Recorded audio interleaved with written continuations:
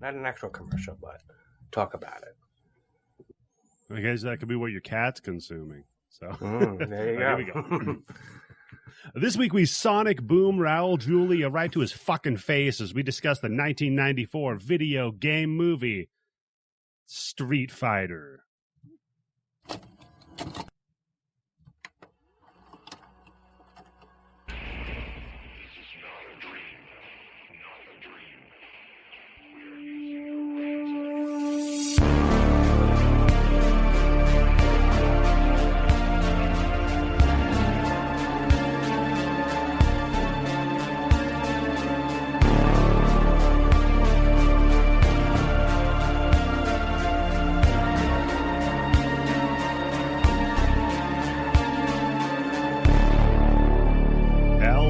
And welcome to the Bloody Bits Horror Show. I am your host, Eddie, the Axe Jefferson, and joining me as always, the Dan to Mike, Ken, Tim Yobo. How are you doing today, good sir? I always preferred Ken. I don't know. Dan was always like a third level character in that game. You know, you weren't a Dan guy? I love Dan. He's my favorite character. But Tim, we're not alone on this journey, no. Because we are joined once more by the woman whose face is downright fierce. It's Candice. Face is downright fierce. Downright fierce is how you perform a fireball. Oh, I thought you'd be like, hey, Vega's a serial killer. Were you into him? Vega had some issues, man. Most disappointing character in this movie. Vega? Yeah. He's the person I think nailed their character the hardest. Yeah. Well, no, I just mean like what they do with them, because he's up there with Bison and Sagat as the last level bosses that are going to really fuck you up before you get to the next level. Yeah, and Balrog. Fucking jumping on the fence. He doesn't jump on the fence one time in this thing. That's true, he doesn't. Oh my God. So here we are, we're kicking off November, and Candice had a good idea. November's when all the big video games get released, right? Yep, Call of Duty coming out soon. That's true, and I can't wait to not buy it. Me too. The only thing that might have been a selling point for me to maybe try it is the campaign, because I'm too old to play it online. Fuck that shit. Yeah. Just ridiculous. Yeah. It's only a 4-hour campaign this time. I dig the online play for the voice chat, but nothing else, really. Yeah, that's always an adventure, right? It's fun. It is. It's very fun. I got into a physics debate with some dickhead. About what can go up your ass? Well, because because he said something about how I was an idiot or whatever, and then I was like, "Yeah, well, you're an idiot. What education do you have?" And he started getting into his education, so I just started asking him like very rudimentary like science facts about physics or whatever. And mind you, this is all taking place while we're playing Call of Duty. It's very funny to me. I'm laughing my ass off. I have to keep muting it. I bet your kill-death ratio must be through the roof. I don't give a fuck about that. That's not it. That's not the fun part. The fun part is interacting with the public, Tim. So yeah, we're covering movies that are based on video games. I think that's the best way we could describe it, and they have to have come out in the 90s. Movies that are named after video games? Movies that are named after. This is me hijacking a month for my own personal pleasure, because I talked about it on Discord. But when I wanted to be a podcaster, before I ever met either of you, when I wanted to be a podcaster, my idea for a podcast was Video Games, the Movie, the Podcast. And it was going to be all video games and the movies based on them, and we were going to play those games and then watch those movies. Me and my husband were. And we were going to then discuss them, you know, from like a gamer perspective, from a movie buff perspective. I thought it would be fun. Huh. So then he's like, oh, wait a second, I have to talk to her. Yeah. He chickened out. I was going to say, what was going to be the entertaining part of it? You don't know my husband. He's very entertaining. Actually him all over the place. That's why she wants to do that. Oh, not about video actually games. Him and get it on record. I'm just teasing, Candice. So, but before we get into video games, Candice, I got to ask you a real quick question. Okay. And you got to tell me if I'm being too forward here. All right, shoot. But Candice, what have you been consuming this week? Well, speaking of video games, there's 2 video games that I've been consuming that I would like to speak of. Let me ask both of you guys a question. Sure. Have you ever heard of the video game Dokapon Kingdom? Yes. Nope. Okay. Eddie, what do you know about Dokapon Kingdom? Not much. I've heard the title. That's about it. Okay.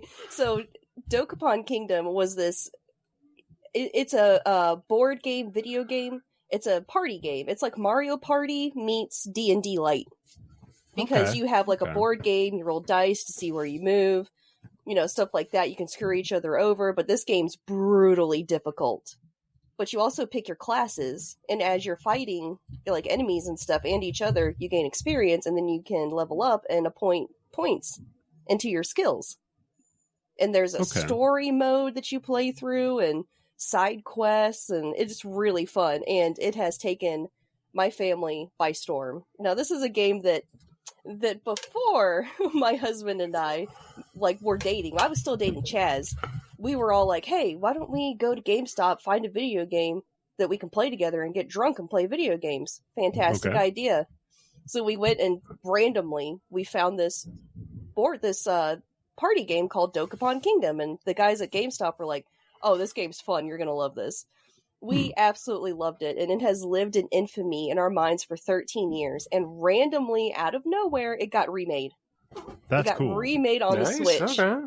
That's awesome. So now we get to play it, and we get to play it with our kids, and they are getting mad because this game is all about screwing each other over.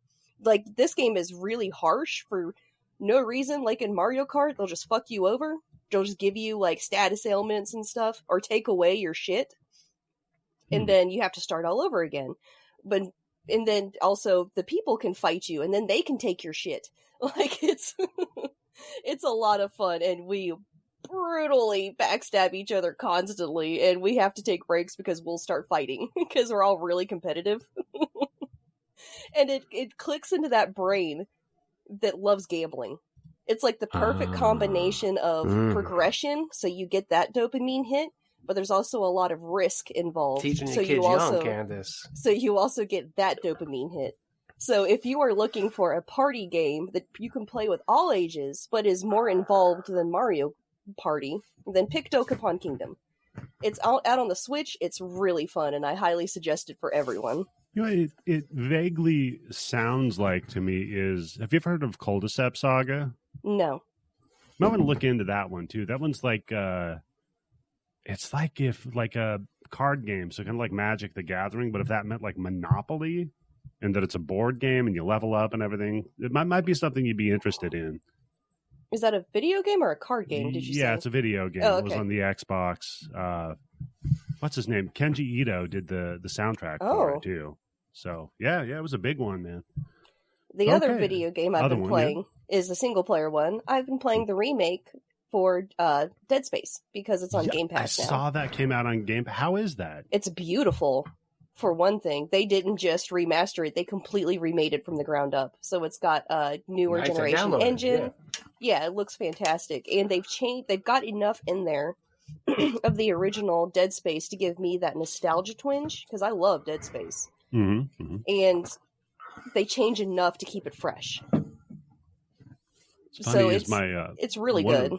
One of my coworkers, his brother was one of the creature designers on the Dead Space series. Really? Yeah, which is cool because, I mean, one of the coolest things about Dead Space, the series, was the design of the creatures. Yeah, they're very distinct. Very unique, yeah. How's the combat on that? It's Dead Space, methodical, slow, depending on... I wonder because, another one, that new Alan Wake came out. Oh, yeah. And I'm a huge fan of the Alan Wake, the original one, mostly for the story, obviously. Yeah. Well, same with Control. It's the mood, it's the setting, it's the writing. It's not so much the actual gameplay that you love. Yeah, that company is not the best at doing gameplay. but yeah, they make fantastic worlds that they're very interested in and lived in. So I'm wondering, if the Dead Space, if the combat holds up a little better than you'd expect. Because I worry about that with Alan Wake, too. Well, it feels exactly the same to me. Okay. So if you think that's a good or a bad thing, that's up to you. I would say that's a good thing because I played the Tony Hawk 1 and 2 remake, and that felt like playing the original Tony Hawk games. But then I went back and played the original, and it is way better. Like the original's way better, or no, the remake. The controls on the remake. It's got to be better with the way remake. Better. Well, you got a different controller than what you had when the fucking first game came out. When you remake a classic beloved video game, you have to walk this fine line between keeping it familiar enough that it feels like, oh, this is exactly how it was, because your mind smooths over the fact how ugly those games were when they came out, or maybe how clunky they were. I remember when the Super Nintendo came out, thinking like, I don't think they could do graphics better than this. Oh man, for me, with Mario World or whatever that fucking game was, like, oh yeah. For me, it was Witcher 3. When you first leave that first village and you're walking through the forest and you see the lighting effects and you hear the wind to the trees and you see it shaking the leaves, like that to me was like, we can't go any better. This is it. Yeah, crazy. Okay, so a couple of games. For me, it was Pitfall. Pitfall? 1 or 2? 1. Wow. So, okay, a couple of video games. Not bad. So Dead Space, you giving it a recommend? Oh, definite recommend. If you're a fan of the original or if you've been curious about them, definitely play the remake. Awesome. So what about you, Tim? What have you been consuming, my friend? Well, hold on. Didn't Candice see a good movie that... Or are we going to say that for you? For me? Oh, yeah, I could talk about the movie I watched, but I think we'd go with you first, though, Tim. Well, no, I just watched that movie twice, which we'll be talking about in a minute with Eddie. Fucking love it. Can't recommend it enough. What, Tim? What? I mean, it's a good movie. I didn't say anything. Candice has got a bug up her ass about, okay, let's fucking get into this one. No, I'll tell you, the bug up my ass is that it took you so long to fucking watch it. It takes me a while, man. I got so much other shit I'm doing. So we watched When Evil Lurks. When Evil Lurks is Argentinian folk horror. Yeah. And I don't know if it's folk horror. I feel like they've just made all this shit up. Yeah, probably. I mean, I don't know. It's got kind of a folk. You know what it actually reminded me of, honestly, was the New French Extremist movement. Oh, yeah. You know what I mean? The vibe of it kind of reminded me of that. So these guys watch this. They get in the Discord, and they're talking about this shit like it'd be an Asher pick. They're like, what a fucked up. It would be an Asher's movie's fucking insane. It's insane. You're going to shit your soul out when you watch it. I don't think I said that. But so I did say it's insane. Nobody said that, Eddie. Candice, you came in and you're like, "Am I an okay person for watching this?" Yeah, I said that. Hey, you're a what the hell? Yeah, well, there's a very specific thing that happens in this movie that affects me very greatly. So the yes, dog? No, not the dog. The trail. The trail. The quote unquote kidnapping by the dog. Yeah, that was what I was yelling. That's what I mean. God. The dog. Okay, if you want to watch, go watch it first of all. Like I said, it's a pretty good movie. I give it like a 7 out of 10. Yeah, it's good. It's enjoyable. If you're looking for a very involved plot that explains everything, don't watch this movie because it explains nothing. Yeah, but. All of the child deaths are handled off screen. Spoilers. No, they're not. Yes, they are. No, they're not. Yes, they fucking are. No, they're fucking not. Well, you see the dog grab the little girl by the throat and whip it around, do the ragdoll. Yeah, she's dead. After that, she's not making dead. it anything. Yeah, she's dead. She's dead. back alive. I see her later. Oh, she's fine. Because she's possessed. You were so full of shit. No, they have to do this pussy shit where they have to bring her back unharmed. And so everybody's like, okay, well, I guess the doggy didn't really rip her up that bad. Because no one's going to suspect her. The agent of chaos that she could be in this town, it implies what she can do. And that's enough for me. And then the other one, the son that dies. Oh, man, when the fucking mom's walking down the highway with her. Oh, God. Yes, that's what I meant by the trail. Yeah. Yeah. That one. But at that point, she's walking around with like a sack of meat. But it's her son, and she's eating his brains like she's eating popcorn out of a bag tucked under her arm. But how does the kid die? She jumps out of a window. She jumps out of a 4-story window on top of him. Yeah, and you don't see it. It happens off screen, right? All right, okay, all right. What? All right. I want to go. Sometimes your imagination is worse, especially when it's that kind of dog with that kind of a kid. What I'm saying. I was just concerned with you watching it because you're a contrarian, and even if you kind of like something, you're not going to admit to it if everybody else likes it too. No, that's not true. I liked it. I said 7 out of 10. It's pretty good. It's worth watching. He's trying to be a little bit less of a contrarian. That's why he's giving it. I'm not being a 10. contrarian. I'm just tempering people's. If they listen to this podcast, okay, and I come out and I say, look, guys, this fucking movie is fantastic. You need to watch it today. And they go and they watch this, they're going to come back at me. If you say it, they're not going to care. If I say it, though, they're going to be like, what the fuck, Eddie? So I got to be real careful. Because you're just so wise. Because everyone just follows you. Yeah. So, yeah, I watched that and played a little of the Mario Wonder. How'd you like it? It's all right. It's Mario, yeah. You know what? It's better than the new Super Mario Brothers shit they were doing. It is. It's way more creative and imaginative than the new Super Mario Brothers. Looks a lot better. I got to say, I've been digging the bubble power. I don't really like that one so much. Really? I like That's fun because you can jump off the bubbles. Yeah, you can jump off the bubbles, but you got to aim that shit correctly, and usually there's a bunch of shit happening on the screen. Well, you got to get better at the game. Me, avid Mario fan since birth. I should get good. Well, you're complaining on the leaderboards for Mario Kart. I need to get good. You're having trouble bouncing on the bubbles in a baby game. Yeah, that's right, Candice. You just did say. I think, yeah, you do. You do need to get better. At least with the bubble game. Yeah. And then, you know what I actually fired back up because I got into it and I never finished it was Yakuza Like a Dragon. Oh, yeah? What got you in the mood for that? Isn't there a new one coming out? Yeah. What got me in the mood for that was realizing I have it on Steam and I can play it portably on my Steam Deck. That is a plus. You want to talk about a fantastic game for portable? Holy shit. With all the little mini games and everything you can do running around, goddamn. I'm surprised the Steam Deck doesn't get more press. Or isn't as big as you would think it would be. Because you can play pretty much anything on that thing, right? Computer games, you can put your Xbox Game Pass on it and play everything. Pretty much, yeah. But Valve isn't really big on advertising. I mean, have you seen a lot of ads for Half-Life games or even their VR? They haven't released one. Except for Half-Life Alex. What are you talking about? Because I remember getting Electronic Gaming Monthly and some other fucking game magazine where for 6 months in a row, the cover was Half-Life 2. Yeah, that's true in the game media press. Yeah, that's fair. But still, if you have a fucking Steam Deck type machine, you would think you kind of want to push that to where it's well, they're also it's definitely pretty expensive too. They're way more expensive than any other handheld console at the moment.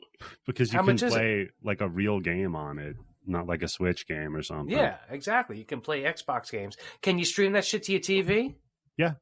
So there you go. And you can dock it too. I think they're $500 now. But so that's about the price of an Xbox or a PlayStation. Yeah, but that's for the cheaper one. What you want is the $650 one because that has the extra hardware, the better screen, the scratch resistance. Right. Yeah. I mean, so somebody said to me, for an extra $150, you can get a PlayStation 5 or an Xbox X that you have all the abilities that you have on it. Plus now it's portable and you can put more games on. You can go to Steam and get games. I'd pay the extra $150.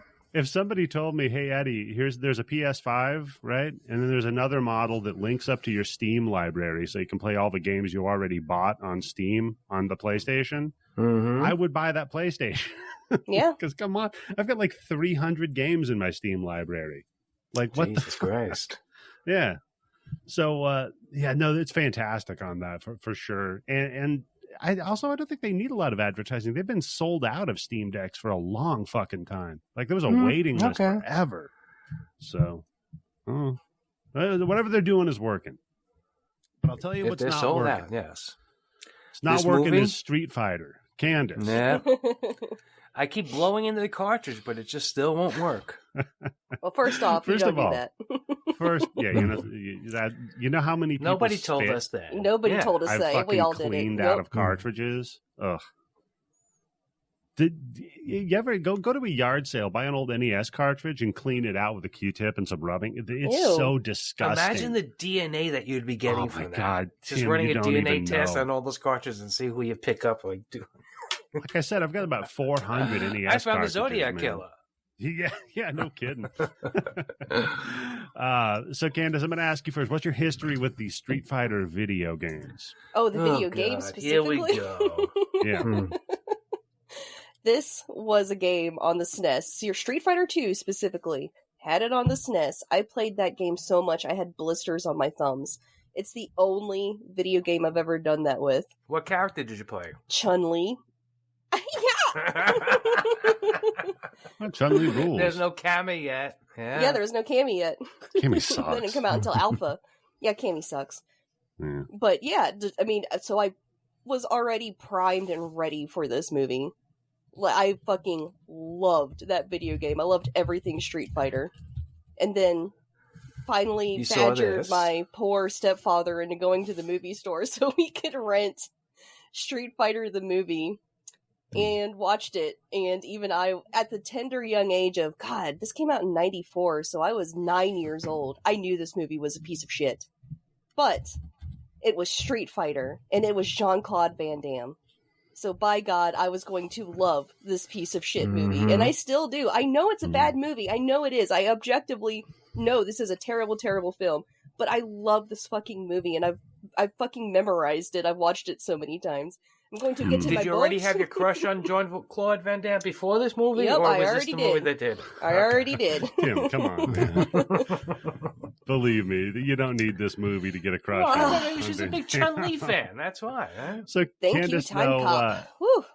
Street Fighter superfan Candice, real quick. Only for the SNES one. And then I also, the last one I've actually played was 4. So I would not consider myself a super fan. Go ahead. I have to actually you real quick here. Okay. Street Fighter Alpha came out in 1995. Right? Yeah. This movie came out in 94. Oh, well then when did Cammy is in this movie. Cammy's first appearance. Balrog's in this movie. He's not in the original game. Super Street Fighter 2, oh, which came out in 1993. I didn't have that one. I only had the regular Street Fighter 2. I had it. Yeah. I remember playing this game in the fucking arcades. Yeah. So what about you, Tim? Your history with Street Fighter? I remember playing this game in the arcades. Oh, hell yeah. Who was your character? You were a Blanca guy, right? No, I hated Blanca. I don't even really think I had a character. I do remember this is the first game, though, that I had to write cheats on my hand when I knew I was going to go play it. Cheats? You mean moves? Yeah. Moves aren't cheating, Tim. Well, if you don't know about it, it is. No, that's not a cheat, Tim. It's like saying that for a football team, plays are cheating. Well, all right, you got me there. But yes, I remember writing down the thing for the fireball, for the hurricane kick, and all that shit. But I think, if anything, I played probably more with Guile. Oh, yeah? You were a Guile guy? I like the razor kick. Okay. The razor kick? Whatever that thing is that he does. Whatever it's called. It's just like a spinning, like a flash kick or something. Like pretty a crescent kick or something? Okay. So then the movie came out and you ran to the theater. No. This is one of those things where I rented it after like seeing it on the shelves for like a month and a half and was just no, there's nothing else. Oh man, yeah, I'm with you, Tim. I played it first. I played it in the arcade, actually. Well, not even the arcade, at a truck stop. There was a truck stop we'd always stop at. Oh, so it was like Maximum Overdrive. Yeah, basically. Was like the top player's name Ass? Probably. Yeah, I don't remember. But I do remember like getting Nintendo Power, reading the move lists, and trying to like memorize shit. So that when I got the opportunity to go there, out of town, to this truck stop to play it, I could do. You gonna hustle motherfuckers at the truck stop? No, Tim. No, that was Mortal Kombat. I used to fuck people up. I never liked Mortal Kombat. I was always way better at Street Fighter than I was Mortal Kombat. I've always liked it more. Yeah, I think the it was combat's easier better. to pull the moves off. Yeah, I think it's easier to pull the moves off on Street Fighter. I mean, once you know them, like say if you know both the moves, it's still easier on the Street Fighter, I think. And I love Mortal Kombat. That's not a denigration to Mortal Kombat at all. It's just that Street Fighter, as far as gameplay, it's a better fighting game. Oh, absolutely. I think that's pretty universally agreed. Like the whole point of like let's say combos in fighting games originated in the Street Fighter series, and it wasn't something that was like programmed into it. Well, at first it wasn't even programmed into it like intentionally. It was just that the if you memorized the frames, you could land certain combinations of attacks. Like now a combo is hit X 3 times and then hit Y, and then that says it's a combo. But before it was more intuitive. It's fucking crazy. I'm pretty sure I remember having joysticks that like had the memory, like the fucking moves already built into them. Well, that is cheating. So you just press the X button and it would do a fucking Hadouken or some shit like that. Yeah, that is cheating. Hadouken. No. I did have the controller that he uses at the end of this movie too. And I'm pretty sure I bought it for this fucking game specifically. Nice. Yeah, I was like playing. I think I played Chun-Li too, mostly. Yeah, 'cause she's fast and she got that spinning kick. She got them thighs on her. Thick. Yeah, she's definitely thick. Yeah. Like a melon.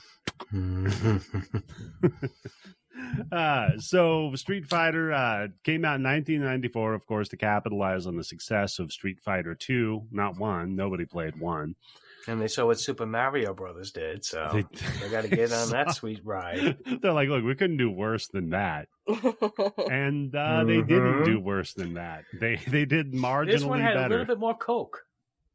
Oh, yeah. There was enough coke inside of Jean-Claude Van Damme in this movie to fuel the entire thing. And some of the other actors, the guy who plays fucking Ken, holy shit, there's sometimes I'm like, he can't feel his face. No. Dude, this is like peak 90s action movie cocaine era. And like you said, I mean, definitely Candice. Van Damme was like vibrating. Did you know that he was sleeping with Kylie Minogue during the filming of this? That Who's tracks. Kylie Minogue. Cammy. Who's she in this movie? She was Cammy, Tim. Oh, she's the Australian chick. Yeah. Yeah. Okay, all right. She's also a pretty famous musician. She's really famous, Tim. She's like international. I think she sold more albums than The Who. I doubt that. Just time-wise. How many albums do you think The Who has sold, Tim? Oh, I can hear Eddie typing. All their albums? I'm Googling it for I'm going to say they had it sold. Well, yeah, so you're going to get me. Well, I'm going to say they had it sold at least 30 or 40 million. Kylie Minogue has sold 80 million albums. What kids are stupid today? Kylie Minogue's not popular now. Buy the Street Fighter Girl album? It was 94 this movie came out. Today? Tim, buddy, time is making a fool of you. That's true. Of all of us. That doesn't ring any bells, Tim? That's her? That's her, yeah. Yep. Holy fuck. Yeah, that rings some bells. Uh-oh. But we'll get to her. But first, it's funny how I knew that, but I still didn't know Smooth Criminal. Van Damme playing Guile. Which fantastic Which casting. Guile was created to be the ultimate American. This is how Japanese people view Americans as Guile, and they choose famous American Jean-Claude Van Damme. Yeah, red, white, and blue as the day is long. The tattoo looks good on him, though, right? The bicep tattoo is so funny. The tiniest little American flag tattoo on the bicep. And I'm wondering, at this time in tattoo history, were they able to do the colors like that? I don't think so. That looks like a magic marker thing. I don't think they were doing them that well. So he would, I mean, everybody knows Van Damme. Come on. Yeah. And finally on the Bloody Bits. Finally. I got him on here somehow. Yeah. Candice joined this podcast just to get him on. Yep. You're not really in anything horror. It'd be harder not to really, get. No. I guess we could get him for Last Action Hero, too. Because we're going to be... Yeah, he was in that. He was in that? Who was? As himself. Like a cameo, yeah. Oh, okay. Yeah. At the end, yeah. What's the best Van Damme movie? My personal favorite's Lionheart. I really love that movie. Wow, the fucking knockoff Bloodsport. The better Bloodsport. No. Yep, I think so. I think so. No. I have to go with Hard Bloodsport Target. begat all those other movies. Hard Target's my favorite. I mean, because you got him, you got Lance Henriksen, Wilford Brimley. Wilford Brimley, and they're Cajun. Well, if you want to go that route, if you like talking like the bad ones that are good, you got to go with Double Team with him and Dennis Rodman. Oh yeah, what a great idea! Pairing Van Damme and fucking Dennis Rodman. But come on, Hard Target. The amount of cocaine John Woo that must have been on that set. Oh, John Woo, yeah. What was the fact about? Didn't he say something like he was doing $1,000 a week of cocaine in his prime or something? Oh, I don't know, but it was bad. It was really bad. No, Van Damme. Oh, isn't that much? $1,000 a week? That's what he was. In 90s money, what's the inflation calculator there, Eddie? You should always have that. Let's say 94. Okay, no. Oh, sorry. He allegedly snorted $10,000 worth of cocaine a week. There you go. That's some fucking Van Damme numbers. I'm like, Jesus Christ, man. I know fucking stockbrokers who could do $1,000 in a weekend. $10,000 a week. God damn. That rules. Fucking hero. Plus, you got to figure he's got to be getting some kind of like discount special just in volume. And like, hey, coke dealer, bring it over. And guess what? You can hang out at the party with me, Jean-Claude Van Damme. I mean, get all that extra fucking pussy and customers. I mean, you know he's good for it. So $10,000, I think, for anybody else, would maybe $15,000 to $16,000. So how much money do you think he made in this movie? What do you think they paid him? What's the budget for this movie? Budget on this movie? That's a good question. Let's take a look. $35 million. I bet he got paid probably $2 million. No, this is peak Van Damme, right? Okay. Plus, you got that Capcom money. I can see that. I can see $2 million. I know. I'll bet you anything he got paid more than Raul Julia did. Well, I'm going to say he got like maybe $6 million for the movie. He's a $6 million man at this point. Raul Julia was coming off of Addams Family fame. Mm-hmm. So they might be you know that little movie Kiss of a Spider Woman? Yeah, but Addams Family, yeah. Oh yeah, Kiss of a Spider Woman that came out right before this? Well, not right before, but that's what I was talking about. Like he was fresh in the public's mind. The popular public too, not just film nerds. True, yeah. Mm-hmm. So so Van Damme might have earned 200 weeks worth of cocaine filming this movie. That's in his contract? Yeah. Maybe they just gave him cocaine.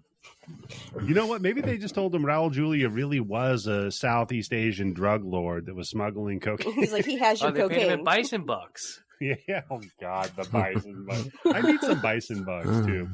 So, yeah, Raul Julia, famously his final role on this mortal coil of earth as Bison. And he took this role because his grandkids told him he should take it, was what I read. You know what? I'm going to call bullshit. I don't like to speak ill of the dead, but it's been a while, so get over it. Calling him a damn liar? There's too many times where people like this say that they did these types of movies because of their kids or their grandkids. Didn't somebody else do some comic book movie or some video game movie? And it's like, I didn't know what it was, but my grandkids like, like Bob Hoskins, right? Bob Hoskins, that's what I was going to say. Yeah, okay. Mario Brothers. I think that's a bullshit excuse. I'm sure it's not the only one. I'm sure there's lots of other fucking people who did movies, and they're like, well, I didn't know anything about Ghost Rider, but my granddaughter likes it a lot, so I did it. You talking about Sam Elliott? Yeah, I have much more respect for the actors that are like, I wanted to build a remodel my kitchen. Yeah, they're going to give me a bunch of fucking money. Why wouldn't I do it? Right, because I mean, think about it, Tim. If I was like, hey, Tim, I'll give you $2 million to be M. Bison in a movie. Yeah, you're there. I mean, come on. Well, you can do the Elijah Wood thing, right? You make a fucking ton of money doing a commercial movie, and then for the rest of your career, you do whatever the fuck you want. Yep. Or Daniel Radcliffe, same thing, right? Yeah, and they're basically that twins. Guy'd be cool. Yeah, and they've done some cool shit since then. So yeah, totally. Then you've got Ming Na Wen, who plays Chun-Li. Let me tell you, I recognize her from The Mandalorian and the Book of Boba Fett. And I'm like, holy shit. Yeah. I must be getting old because I think she looks better now than she does in this movie. And she looks pretty damn fucking good in this movie. She was also Dr. Aki Ross in Final Fantasy The Spirits Within. She was Dr. Candice. Acula? Dr. Acula. She does the voice for Mulan. Wait, okay. That's important, yeah, right? Yeah. Mm-hmm. And she was also the voice Scarlett of Johansson who did the voice. She was also the voice of Finn's mom in Adventure Time. Huh. Yeah. That's random. That's a very random credits that you were skipping over there. Are you just picking the ones that you figure we would heard of? I was picking the ones that sounded the most random, to be honest with you. Okay, I was like, oh, wow, she skipping really... over that whole Star Wars thing. She made some weird choices. Nobody really cares about Star Wars. So no, The Mandalorian and some of the Book of Boba Fett is pretty good. The Mandalorian's fun. She's one of the best parts of the Book of Boba Fett, too. And you got Damian Chapa, who played Ken. I kept... he looks like so many different fucking other people, but I looked him up on Wikipedia, and I'd never seen anything else that he's fucking did except for this movie. No, but he looks a little bit like Michael Biehn from Aliens and Terminator, right? Yeah, he does. A little bit, yeah. He kind of looks like a knockoff of Matt LeBlanc, a little bit. Maybe. Yeah, no, I'm looking through his credits. Yeah, I think the only thing I've really, because he was in Under Siege. That's about it. And like an episode of Married with Children. Yeah, the one with Seagal, Tim. Under Siege 1. Well, he's in both of them, isn't he? Yeah, whatever. Kylie Minogue's Cammy, obviously, we just talked about her. World famous singer who Tim has no idea who she is.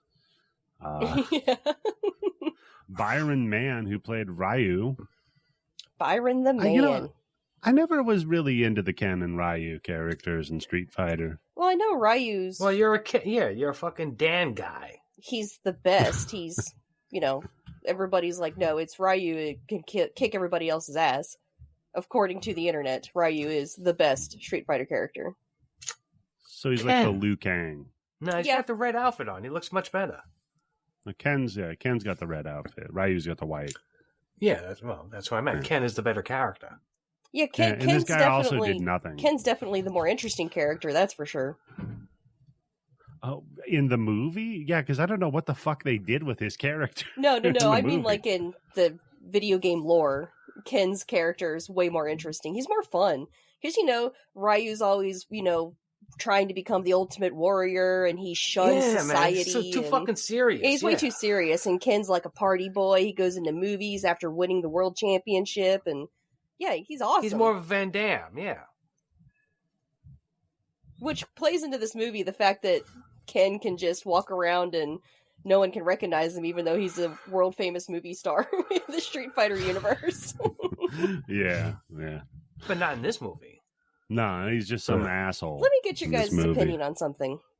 Sure. I watched this with Mr. Candice, and he said that this movie would be more popular if it wasn't a Street Fighter movie. If it was just a cheesy 90s action flick starring Jean-Claude Van Damme and Raul Julia, that it would be viewed more favorably. Yeah, but where do you get these characters from if it's not from a Street Fighter game? But if you're going to say if there was no Street Fighter games and they just made this movie the way they did, it'd be better? Yeah. But what was it like? Okay, so Chun-Li, the reporter who wanted revenge. Yeah, for the Tuesday. That's not in the. It's not in the game. No, absolutely. In the game, she works for the Hong Kong police. Yeah, Ken and Ryu, the illicit arms dealers. Mm-hmm. Are they really? They're just nerfing. Literally. Yeah. Guile. No personality whatsoever. Nope. Just beats everything's ass. Like, did they really need in front of a jet? Yeah. Did they really need the video game for these quote unquote characters in the movie that are so well developed and established, Tim? Well, those characters were not well developed, but they were established characters. Like the fact that Ken's a famous movie star, the fact that no one would know who Ryu was, the fact that Chun-Li is supposed to be a police detective with the Hong Kong Police Department. The fact that DJ has an accent. Yeah. The fact that T-Hawk has a headband. I wouldn't say all of these characters. Oh my god! Yes, when he puts that fucking headband on, I'm like, wow, that's what you did with the character. That's what you did with fucking T-Hawk. Wait. What's the? So I watched this with Mr. Candice. So we had to pause this movie for 5 minutes because we were just talking about video games. But which is the worst character name? T-Hawk or Chief Thunder from Killer Instinct? Which is worse? Probably Chief Thunder. Because you're either fat or you fart a lot. Okay, what about Nightwolf from Mortal Kombat? Ooh, Nightwolf's pretty bad. He even summons wolves and shit and throws a tomahawk. Yeah, he's pretty bad. Because every fighting game had to have a token Native American for some reason. We can't figure out why. Well, you got to get the whole audience in it, right? Because Mortal Kombat... Street Fighter, look at it. Street Fighter's got something for everybody, right? Well, because by 3, Mortal Kombat just became the village people fighting each other. So you had Stryker, who was the policeman. You had Nighthawk, who was the Native American. And... yeah, so many different fucking robots. What the fuck? Smoke. Yeah. But we'll talk about think them they just later this month. Weren't they just revealing that Sector was a lady? Isn't that the new thing that we're going to find out with the new Mortal Kombat add-on or something? Well, now you don't have to... Mortal Kombat's going woke. Well, now the dweebs don't have to feel bad for wanting to fuck Cyrax. Or Sector. I knew it all the time. It's okay. Oh, so if I had to fuck one, it'd probably be Cyrax. Why him? A Mortal Kombat character or a robot from Mortal Kombat? One of the two, Cyrax or Sector. Well, his name's Sector. It sounds like Sextor, so you think he'd tear it up. Yeah, obviously, if you're gonna fuck any of them, you go with Melina, right? Definitely get a blowjob.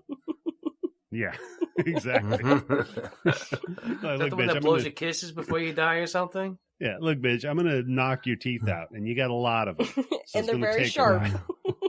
Yeah. You know who my favorite character in this was a bloody buddy, actually. Oh yeah. And that was Andrew Bryniarski as Zangief. He's so good in this movie. He's one of the redeeming parts of this movie. He is perfect for this role. Right? He is so good. From Hudson Hawk to here. No, that's not the movie we're going to reference as not Hudson Hawk. Yeah. No. He was in Hudson Hawk. He was in played that. Butterfinger. But he was also in Texas Chainsaw Massacre, the remake. Yeah. He's the Leatherface. Hudson Hawk's a funnier thing to bring up. He is so good as Zangief, and the ending of it when they're just like, when the guy's like, "We gotta leave, stupid." Bison's the bad guy. He's like, "Wait, that guy's the bad guy?" But we're fighting the tyranny of the United Nations. Yeah, and he's like, "No, I was paid." Yeah, you got paid. Turn the channel, quick! Oh man! And then. To me, it's those... I'm going to say, out of all the humor in this movie, what's supposed to be humor is he pulls it off the best. Yeah. And I think besides Raul, I think Chun-Li's character is the one who does also the best in this movie. To me, those moments with him, with him and DJ together and stuff, put this movie a little bit higher than just a shit movie. It gives it an entertainment value to it. Yeah. So, wait a minute. You're saying Zangief and DJ was a better combination than Dalsim and Blanca? We need a buddy movie with them. Yeah. No, I need the Dalsim Blanca buddy movie. Oh my god. Yeah, I was like, were they setting up for a sequel that was never going to fucking happen? They were. Did you see the post-credits scene? They had to be, because at this point, how many fucking Street Fighter games were there, right? How many more characters they could have fucking At this point, there were 2. There's only 2 Street Fighter games. Street Fighter and Street Fighter 2. Well, Super Street Fighter, you said, added more characters. Yeah, that's fair. Dalsim was the fucking worst.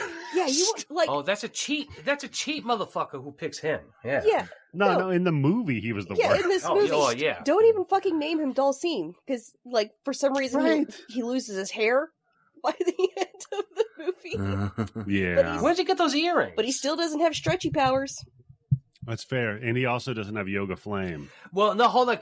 Look, because I don't know if you watched all the way through the fucking ending song. There's a fucking stinger at the end of this movie. Yep. Okay. They are setting up a sequel with just that stinger. Plus, also at one point, you see that fucking mutant juice thing spilled on Dr. Dawson, all over Dawson. Right? So, but the problem is flashed. The sequel they set up with the stinger was with the worst possible character that they could have set up a sequel for, with Bison. Because Julia famously died immediately after this movie. That's that's a little fucked up to keep that in the movie, isn't it? That'll put a pin. This is a movie that needs to be remade, though. There needs to be a new Street Fighter movie. I want to see one. Oh, who do you put in this? Oh, fuck yeah, Van Damme. Woo. Van Damme as Bison? That's true. He has to fight himself. That would be fun. He has become the enemy. It could be a direct sequel. Now M. Guile is pretending to be M. Bison. M. Guile. Yeah. Correct me if I'm wrong, but I think there was one of the games where you could pick Bison and you ended up having to fight Bison at the end, right? Yeah. In Street Fighter 2 Turbo, you could play as Bison. There you go. No, I think if they do a sequel to it, it should have the bad guy should be Shang Long. Which one's Shang Long? He's the guy that on an April Fool's issue of, I think, Game Pro, they're like, if you beat the game without getting hit once or whatever, you can Oh, shit. But he was fake. Love it. Those fucking love those it. fucking April Fools in the gamer community. Good God. Oh, no, you know, if you do it, Candice, the bad guy's got to be Akuma. Why Akuma? Of course. Yeah. Akuma's like how far into the game? That's like... No, but if we're making a new one, you bring it, you make it Akuma. Well, yeah, because he's the most popular character now from Street Fighter. Of course. So the other terrible characters they brought in here, we were talking about, Sagat was playing by Wes Studi, which it's an interesting casting for Wes Studi. He played the Sphinx in Mystery Men. There's also Magoo in Last of the Mohicans. Man, that fucking movie. Love that movie as a kid. And so I associated him with Last of the Mohicans when he's eating a fresh human heart. Fucking scary as hell. And then I watched this movie and I'm like, oh God, that's the bad guy. Then you've got Jay Tavara who plays Vega. I think he nails Vega. Yeah. Nailed the role. Because Vega's like... He doesn't even speak. He does, like, but it's just the fighting thing. And yeah, but Vega's... He's one of the worst... He's one of the worst fucking guys you have to go up against. And him and Sagat are taking on one of these guys one-on-one and getting their asses kicked. I would say, like, the worst one to bring in there, and even with the execute... Like, they did everything they could for poor Balrog. Oh, but yeah. He was a boxer. Like, when he breaks out of the somehow or another, he gets gloves. Yeah. Why did he put gloves on? Who knows? Him or Blanca were the worst executions in the fucking movie. Why do you have Blanca in this game at all? In this movie, I mean. Yeah, for real. Just set up a sequel. Everybody else, if you're going grounded with their powers and nobody's doing fucking Hadoukens and all this other shit, no fireballs are coming out. How do you have Blanca in this? Well, yeah. How do you not have street fighting in this? Not to mention Blanca wasn't Charlie. So it's not even like story-wise. No, his origin story is completely wrong. Which, by the way, you coked up motherfucking colonel, thanks for calling me out as a fucking hostage. Yeah, no kidding.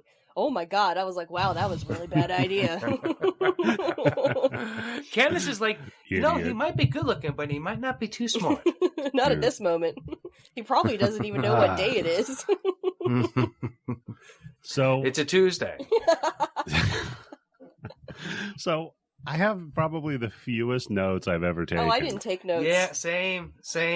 I got because like maybe a so page little of notes. that goes on. Basically, you got Bison, played by Raul Julia, is a drug-dealing Southeast Asian warlord in Chandelou. Mm-hmm. Which is supposed to, like, Thailand. Famous ABBA song, Chandelou. Right. It's literally, you know what's funny about that being Thailand? Because I liked playing Street Fighter a bunch. And in school, we had to do, like, a report on a country.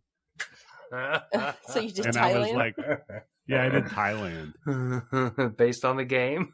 Just from what you saw in the game on the background? Well, because I wasn't there when the day everybody picked their countries, so I had to pick like the shitty leftover ones. I like how Thailand's the shitty leftover country. Thanks a lot, yeah. A shithole country, you might say, right, Eddie? No, it sucked. Because also, I came a country you got into to wonder about, why you would pick that country. Okay, we had to do historic character ones too. And I think I was in trouble that day, so I didn't get to do library class, which that doesn't sound like trouble. That sounds like a solution. And so I ended up, my historic person was Lou Gehrig. Oh. I don't give a fuck about baseball. Yeah, that's what I would focus on. Yeah, no, I locked in on the fact that he ate pickled eels because he thought it would save him from his fucking Lou Gehrig's disease. My son was supposed to do it wasn't called Lou Gehrig's disease at the time. No. Fifth graders here are always supposed to do a famous Missourian for a living museum where they do research on someone. That's dangerous. Holy fuck, is that dangerous? So is it Johnny the goat or Billy the goat? So my son, out of all the choices, he picked some dude, some Cardinals player. My son doesn't even play baseball. He knows nothing about sports. Why would he pick this dude over Vincent Price? Because you're never going to find somebody who's more documented that has actually done less than a person who plays sports. Come on, Vincent Price would have been well documented. Yeah, from what year is this guy a baseball player? From the 50s. Oh, so come on, so Candice, you know what? He's smart. Mueller I like or something. him. I like him. He's smart. He's running the smart scheme here because prove me wrong. Right. Say that I got something wrong about this guy from the 1950s, an obscure fucking baseball player versus... I said, when Vincent Price won the Academy Award for Godfather Part 2, right? Easily understandable. That's a fucking bullshit lie. But this guy, you can say whatever the fuck you want about him. He was actually the first guy to do a whole fucking game on acid. Yeah. So Candice would... If Candice had to do a famous person... Here's the thing, Candice. Let's say you had to either do something on Dennis Rodman or Tolstoy. What do you think would be the easier report to write? I know what the more interesting one would be. No, I didn't ask you the more interesting one. If you're a kid in school and you're just trying to get done with shit, it'd be... You go for the easy one. It'd be Rodman. Yeah. So I think that might be his game. That was Candice in school. She'd be like, no, you know what? I'm going to go with the interesting one. Actually, there's so many more books on this person. That means there's more books you have to read. But I like reading books. That's I like writing papers. You never read the Dennis Rodman autobiography where he's dressed up in a white wedding dress on his cover? Come on, Candice. No, I have not. Fucking War and Peace. War and Penis? Is that what it's called? Yep, that's what it's called. So Bison's a dictator. He captured 63 AN workers, not UN. Okay. They want to get sued? What? Get it straight. And he wants $20 they billion. Afford blue helmets. That's what it was. And he wants $20 billion. $20 billion. We could do that. By the way, did you ever tell us how much you actually got paid for the movie, or did you just make us guess? I don't know. He just made us guess. For the hell of it. No, I was trying to figure out how many weeks of cocaine got. Oh, there's like 220 weeks or something like that. Yeah, because he's paying $10,000 a week in coke. What a great dude, man! Fucking hero, total hero. So yeah, he wants $20 billion, and then I write, if he's trying to take over the world and he's got all these weapons, why does he care about money? Well, because he's going to convert them into it's $20 billion. Bucks. I have written down to this movie. I was like, you know what? Hats off. This movie was made a long time ago, but that's still a realistic money for what this guy should be asking for. It's fair. Yeah. So Guile pisses him off on the news immediately. He's like, okay, this guy is a bad man. I am America soldier. Yeah. I kill him. I'm from New Orleans. I love America. I'm from Boston. Look at my tattoo. From Boston. Oh, God damn it. You know what? Between Van Damme and Schwarzenegger, just barely verbal action stars in the 90s was such a great It was a great time. period of time. Because they were what made it better is because they just had to make them American. They never explained why they sounded like they were from another country. Never.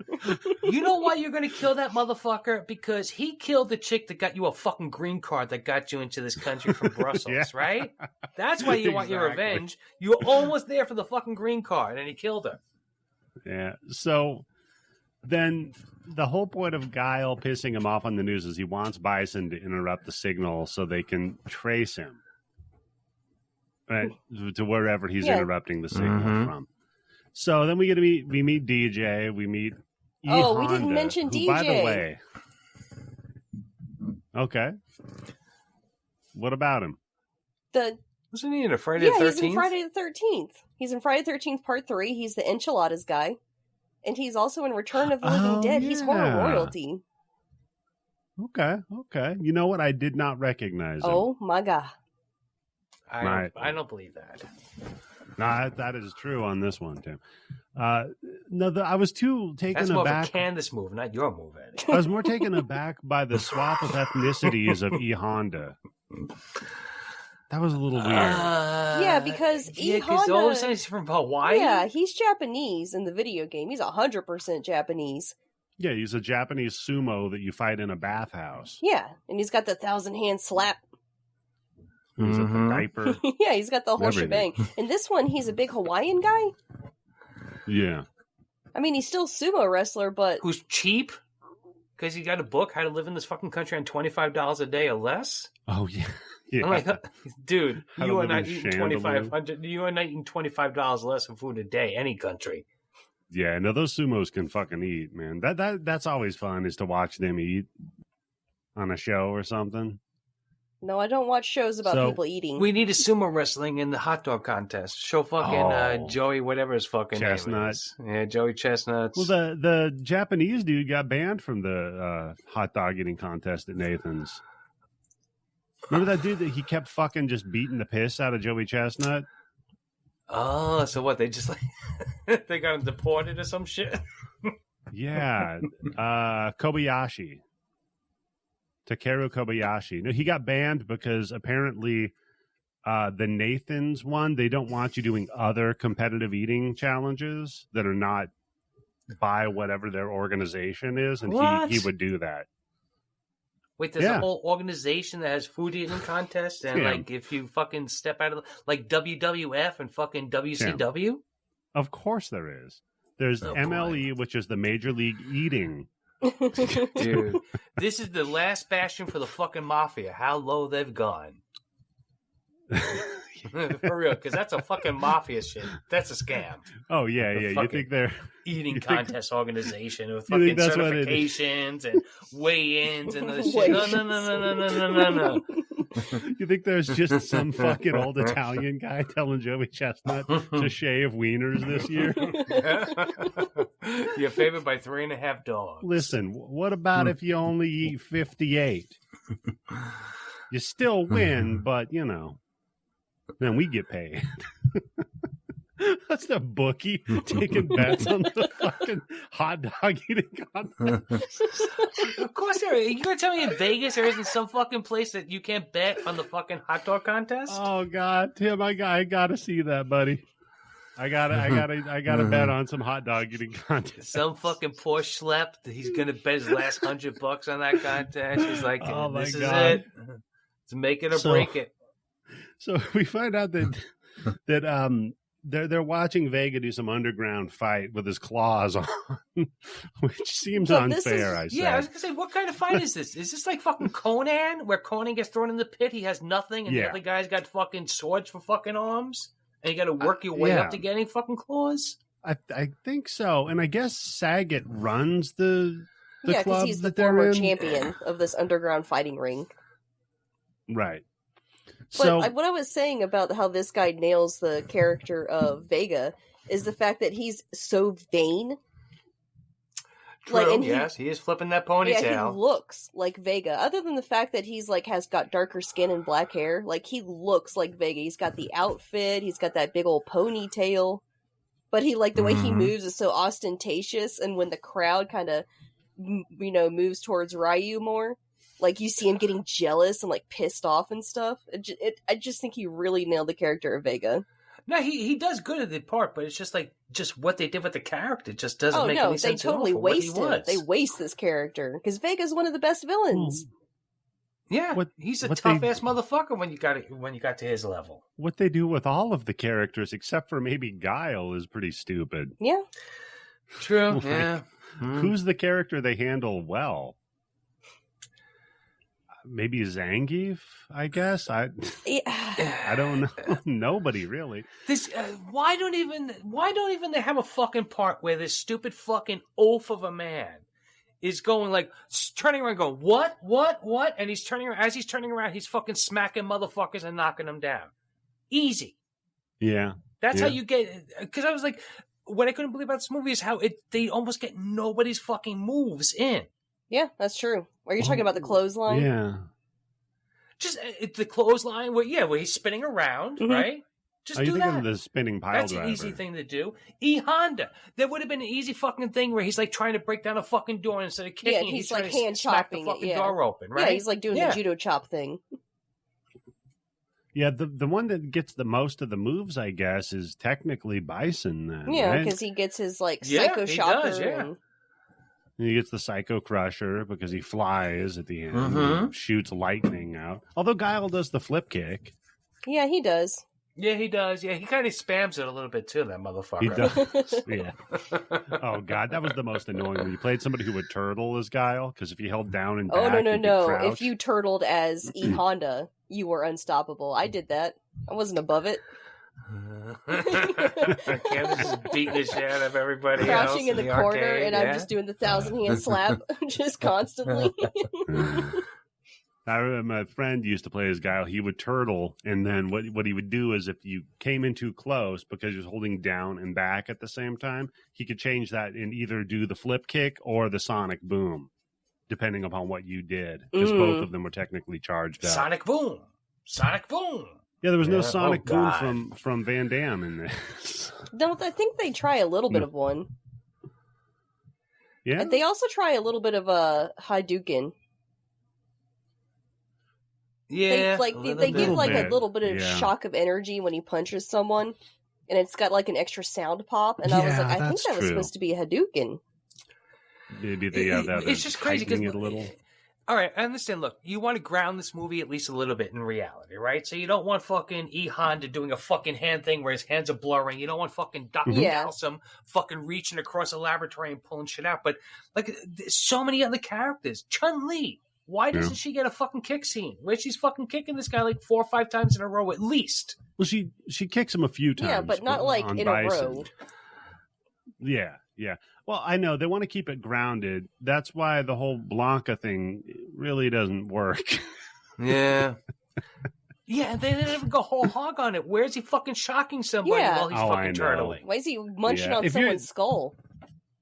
Yeah, because if he's going to be the one you go crazy with, then he barely fights anybody at the end. No, he's whatever. I know this movie's so bad. You see what I'm talking about? If this wasn't a Street Fighter movie, it would just be a mildly entertaining movie. Yeah, no, or it could be a crazy fucking movie. We're talking about like, you got to see this fucking movie. You're not going to believe what the fuck they tried to do. Yeah. Yeah, fair. This guy's fighting back and forth between Hitler and Martin Luther King on his fucking video screen. God. So it's somebody's wedding? What? Yeah, that was weird. So is he supposed to be like the best man? I guess so. Yeah, he'd look good in a tux with the orange hair. You know. So okay. Ken and Ryu were selling weapons to Saget, but it turns out they're toy guns. So this big fight breaks out. Right? Then we Nobody noticed the barrels on these guns were fucking 8 inches diameter. Size of tennis balls, yeah. Nobody noticed that. Yeah. So they're trying to do point. Like a Robin Hood sort of thing where they steal from criminals with this pair. Yeah. There's easier ways to steal from criminals than sell them fucking fake Nerf guns. Because they try the whole thing of give me the money and then we'll deliver you the guns. But Saget's like, no, actually, we know where the guns are. I'm not going to tell you how we know it. We just do. And here they are, and we're going to shoot you with them. Then, so did he know at this point that they were fucking nerfed, or? Of course. Yeah. Okay. That's why he was doing the whole, like, I don't know why you're afraid of your guns. Yeah, which is such a huge divergence from the video game characters. Because, like, Ryu was obsessed with becoming, like I said, the ultimate warrior and wandering the earth to learn new fighting techniques. And then, Ken was a huge movie star. Yeah, just some dickhead that just wanted... He was basically Johnny Cage. And now they're both these, like, criminals for some reason. Yeah. Yeah, it's pretty fun. But they're good guy criminals. But then we do see Dalsim, though. He's a doctor. Which is and not he works for in the Bison. video games. Isn't he? Yeah, isn't he like a guru? Yeah, I think so. Yeah, that was the whole thing. He was a yoga guru who learned how to breathe fire from the curry. Yeah, because, look, if I go to a doctor and all of a sudden he just, fucking starts stretching like Mr. Fantastic, I'm like, Well, what if it's a chiropractor? Get my prostate checked someplace else. Oh. That's a good point. You sure that's your finger, Doc? Because it feels like your whole wrist. Yeah. All of a sudden it's you up there. What the fuck? So and he wears you like a skin suit. Again, like 93. So Nintendo had just their cultural sensitivity was just barely past Mike Tyson's Punch-Out level. It's still terrible. Are you kidding me? Yeah, everybody is just like a caricature of whatever they think that ethnicity is. I mean, which, to be fair, they make fun of themselves, too. So it's not completely mean-spirited. It's just pretty insensitive. So I guess what the plan is they're going to Clockwork Orange Charlie while they inject a bunch of Gatorade into him. Oh, yeah, it looks like Hawaiian Punch and Ecto Punk Cooler. I mean, Ecto... What is that? Ecto Punk What is that cooler? called? Ecto Blast Cooler. Ecto Cooler. Or it's just Ecto Cooler? Yeah. Plus, isn't this a little bit late in Bison's plan to be doing this? Yeah, that's Tim. To be introducing super soldiers? I had that note. I was like, don't you think you should figure out the super soldiers before you threaten the entire world? Then give them the 72 hours, right? Yeah. Right, yeah. You need the army of super soldiers, not one. You got all that drug money coming in already. Yeah, you don't announce something when you don't even have the prototype figured out. This is a bad move. Plus, yeah, why does he even want to take over the world? He's rich. He's got everything he fucking wants. Because he wants the world to be under his benevolent dictatorship. I agree with M. Bison on this. There will be peace in the world when I control everything. Right, yeah. Your peace. Exactly. Exactly. Candice, don't ever run for office, because in Missouri, you'll win. I fucking would, too. That's a good point, yeah. If I'm elected state senator of Missouri, I will get us into the empire. I guarantee it. We're going to have somebody more famous than a baseball player from the 50s to do reports about if I'm ever mayor. Oh, like that dude in the meeting. It's better to be sitting at the table than be on the menu. What a fucking douchey thing to say. Wow. Man, did he watch the outtakes from Glenn Ross? I already knew the guy was a douche because his kids played lacrosse. But when he said that, I was like, wow, this dude's probably a psychopath. Wow, that's fucking hardcore because you fenced. Yeah, but not with a team or anything. I just took lessons. Wait, you fenced by yourself? No, I was in a class, but we weren't competing. Yeah, Tim. It's like when you practice tennis against the garage door. She did that with fencing. On God. She's shadow fencing, yeah. She just walked around stabbing at antennas on cars for a while and figured she'd made it. No, they do have those little dots on the top of them, yeah. Then we cut back to Saget, and Saget's like, all right, so I guess you guys have to fight Vega now because you betrayed me. And then... instead of killing them, whatever. So it's like, go fight Vega because that'll be funny. Then he expected Vega to kill them, and then they could make a profit off of it because it would be part of the show. Oh, that's true. But wait, how does this betting work? Because I'm assuming there's betting going on, right? Yeah. What if I bet as soon as we got into the club, and I got my drink, and I'm like, you know what? It's Vega. I'm gonna parlay Vega the whole night.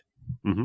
Right? Because he's champion, right? I'm not going to get too much money back on my return, but it's pretty much guaranteed. Maybe I have to bet $5 to win 2, but that's okay. I'll take those odds. It's Vega. Now, all of a sudden, just because the crowd says no weapons, he doesn't get his fucking weapons anymore? That's got to change the odds on the betting. Yeah, so I'm trying to remember, because I remember in that Guy Ritchie movie Snatch. Yeah. Remember, the whole thing was fantastic movie. The whole thing was gorgeous. Their boxer got fucked up by Mickey, so Mickey had to step in for him, and because of that, Bricktop had to cancel all of the bets at the books. So I think in this one they'd have to cancel any sort of a parlay bet. Yeah, if you bet on Vega and he's supposed to have his weapons, and then all of a sudden, yeah, because they hand Ryu. That'd be like being at a football game and like a team needs to score a touchdown to cover this brand. And everybody's like, no run, and the team's like, all right, I guess we got to pass. No helmets. That'd be fun. Be a fun game. So, yeah, they hand Ryu a knife, and he's like, fuck that, and he throws the knife. And then Vega's like, oh, touche, takes off his claw, takes off his mask, and they go to fight, but then Guile busts in. Wait, is that what it was? Because I thought that was a cheap shot. He tried to fucking kill him before the fucking bell rang by throwing that fucking machete. He stuck it into the post intentionally to be like, I'm not going to use a weapon. Yeah, that's how little he thinks of him. Yeah. Well, he could have just like dropped it and said, like, try to fucking kill me if I didn't move out of the way. Yeah, but that's not dramatic enough. It doesn't matter though, because Guile drives a tank into the building with 2 giant fucking missiles on it.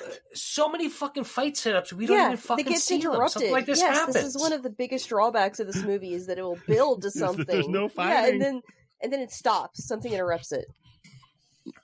Or the very end of it, like you think, like, okay, here's the big fight scenes, and it becomes a first-person shooter. Because at one point, don't we even see the truck that's in the back of Guile with the army truck with the 2 fucking missiles on it? Yeah, and Guile doesn't fight in front of it. No, at least one fucking punch, something. Yeah, he could use the handcuff move. So I make these references that people who actually played the game are going to know. It's been a long time. It's been a very long time. You think I got that far down the list? My hand is that big, I was able to write down the handcuff move on my fucking palm? We're talking about a movie from 1994, about a game. I bring up the game, and you're like, come on, man. that was too long ago to talk about. Plus, I didn't know those terms. I just knew that I liked playing this video game. I didn't know what the moves were called. There was a glitch on Guile's screen when you're fighting in his stage, where your opponent would freeze and they couldn't move, and so people would call that like a handcuff move, like, oh, Guile's handcuff. Okay, yeah, it makes sense. Yeah, I got the slang. He's down with the lingo. Yeah. So just okay. Oh, no cap.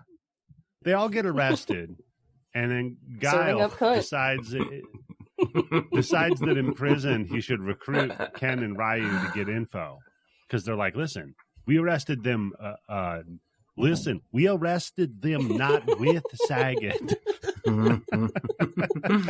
In his very thick Brooklyn accent. His voice is so fun. I want to see where his mother's from Brooklyn and his dad's from Boston. Yeah. His dad's like Danny DeVito or some shit. Remember the movie Kickboxer? His brother was killed, and his brother's American, and the way they explained it was that they had different dads, and one of them was raised in Europe, and the other kid was raised in America. His brother didn't. He did die. Yeah. Shit.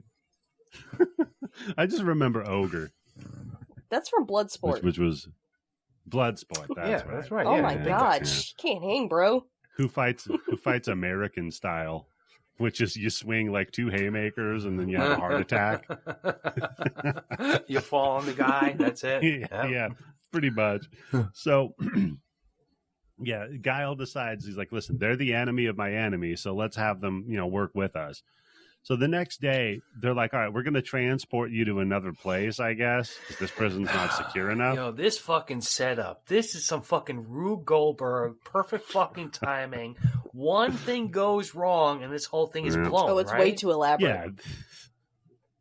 Yeah. It works out for him, though. Does it work out for the guy who got hit in the face with a cage and knocked off a fucking truck going 60 miles an hour? Oh, that man's dead. Yeah, it didn't work out for him. So, yeah, Ken and Ryu start shit with one of the guards. They get locked up in the back of the truck to get transported, and you see that they've stolen the keys off the guard. So Saget sees this, and he's like, hey, hey guys, I know I was going to kill you. I was going to make you fight to the death for my amusement. Put that in the past. Yeah. Why don't you share the keys you just stole with me? Like, fuck he did make a point. I can get you out of this country. Right. So, yeah, he floats him like, listen, I can get you out of here. I'm like, oh, okay. So they bust out, but then Chun-Li throws a tracker on their This is the where truck. You start to see her ninja skills. Well, this is where I wonder why she had to do like a flip before she could throw something. That's why. True. Fair. That's fair. Yeah. And it looks, if anything, it looks more like a microphone than it looks like a fucking tracker. That's right? like that's like the actor who plays Vega. He does like a flip, like in spot, like standing in one spot. You know, like he does like a flip, like right in front of the camera. You can see the actor actually do it. I was like, damn, that guy is talented. They had this motherfucker in a cage fight. He's not standing on the fucking fence at all. When the truck comes blasting through, he jumps out instead of like jumping up on the cage to avoid the fucking truck coming through. Jesus Christ, man. Tim, I just remember how much fucking bullshit motherfucker, I gotta fucking fight Vega. Tim, Vega traumatized you, didn't he? Suck. He did. It took me a really long... after that, and then when I beat Sagat, I was like, what? Oh, you remember the first time you fucked up Vega's claws? Oh, when you kicked his mask off? Yeah. He'd always be so mad. That's when he gets pissed and he starts getting sloppy after you do that. So, yes, he throws a microphone on. Then we find out that in the breakout, Ken shoots the fuck out of Guile. Right? Yeah, and somehow Sagat knows this, even though he can't see what's happening. It somehow telepathically transmits to him. Well, no, because there's a scene where Van Damme is standing and they're shooting back and forth at each other, and Van Damme is shooting at like the windshield of the truck. And there is a little slop behind him where he could be looking out, but they don't really show that he's looking out and seeing it. But my thing is, what if Van Damme would have fucking shot Ken or fucking whoever the guy's hitting right in the fucking head? Yeah, if he veers that truck at all, or if he just missing with a bullet. Yeah, because the whole point is for them to get away. Yeah. Right, yeah. Like I said, this is like fucking... Fuck you, Oppenheimer. This is more complicated. No, I'll tell you what's more complicated. How did Saget get the keys? They gave him the keys. They threw it to him. Right. How did he catch him? He only got one eye. Oh my god, Vega Oh god. No, Vega caught them. I saw that because I watched the movie almost 2.5 times. Okay. Almost 2.5 times. Total or just for the show? Well, I'm counting the first time that I watched it. That's one time. I watched it the other night a little bit high.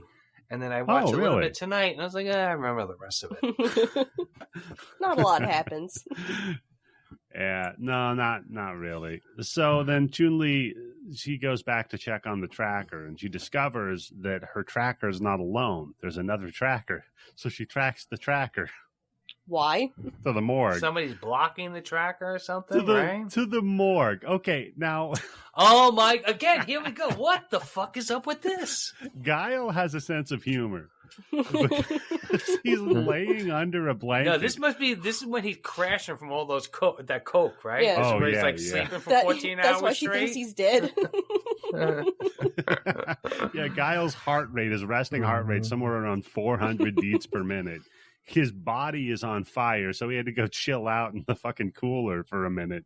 Because he's just, okay, so presumably, he's just laying on this slab with a blanket over him. By himself, just waiting. Yeah, he's not asleep. Mm-hmm. Yeah, just waiting for her to come in. And for her, or just somebody. Like, what? How far was he going to blow? How far was he going to go with this plan? Like, are they going to let him do an autopsy on him before he's like, wait, stop? No, it's funny because it reminds me of, and I brought this up before on the show, but in Bloodsport, the scene where the reporter lady wakes up and she sees Van Damme's ass. He's doing the splits real quick when he's pulling.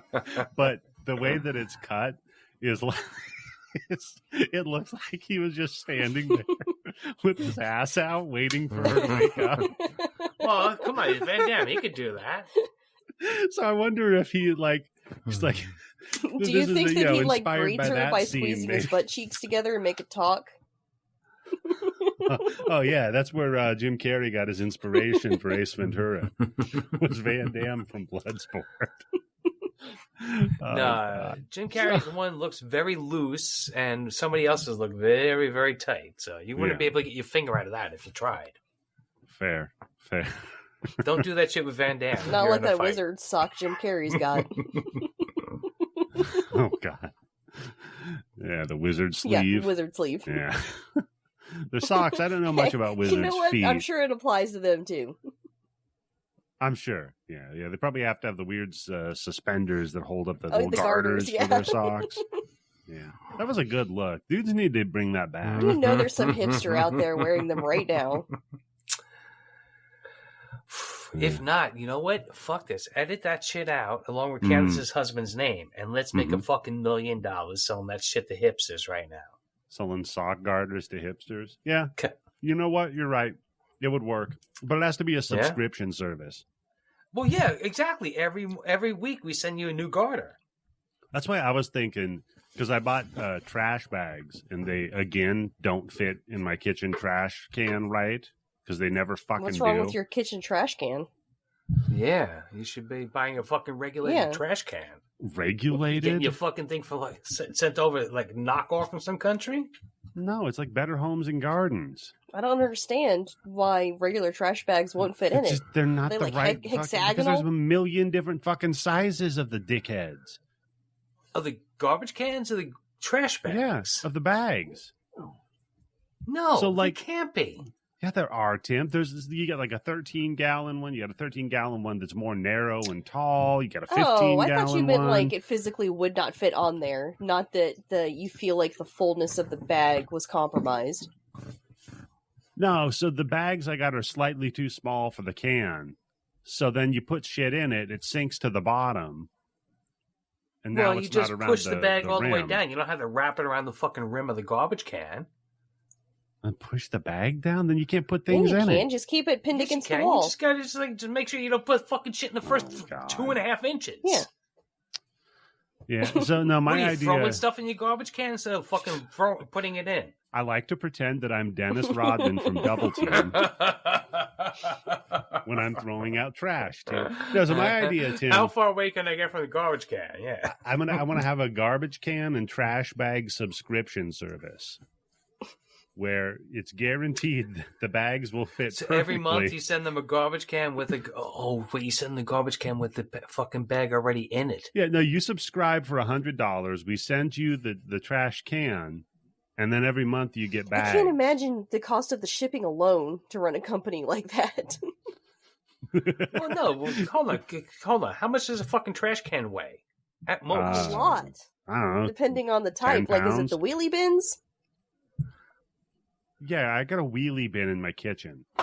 Well, no, because most people have the wheelie bins, and because they get the automated garbage trucks, right? So, all right. Okay, well, hold on. Just figure that's a one-time cost, okay? Plus, we're charging them, Eddie. We're charging them $24.99 for shipping and handling and processing, that's right? True. So that covers the garbage can. And you get free sock garters too. So when you're throwing your garbage on your bathrobe, you're styling. So Guile wakes up from his grave nap and he's like, I was just pretending to be dead. And we're like, what the fuck? And he lifts up and it's the shittiest prop of the blood packs because it just looks like they cut like a 12-pack of beer and put some paint on it. Yeah, then they start flirting with each other. The cardboard. It looks like a fanny pack that they put strawberry shortcake on, yeah. Yeah, it looks terrible. So then we cut to Bison's pissed off that Guile's dead. He's like, I wanted to fight him with honor. Guile's more like Ryu in the game. It's like I wanted to fight him with honor, not with weapons or whatever. Yeah, but he cheats. He does cheat, but you know. So he's like, no, but then his motive, like Candice alluded to, is he wants to kill every enemy of his. Then there will be peace. And then everybody can bow to him. If everybody just did what I told them to. That's the fucking emperor. That's Palpatine. If everyone just did what I told them to do, there would be peace. Yep. And we find out that Guile's buddy Charlie is going to be his first super soldier. And yeah, well, thanks for fucking calling me on a goddamn TV. That's why. Fucking idiot, Guile. And by the way, Charlie, we are coming to save you, USA.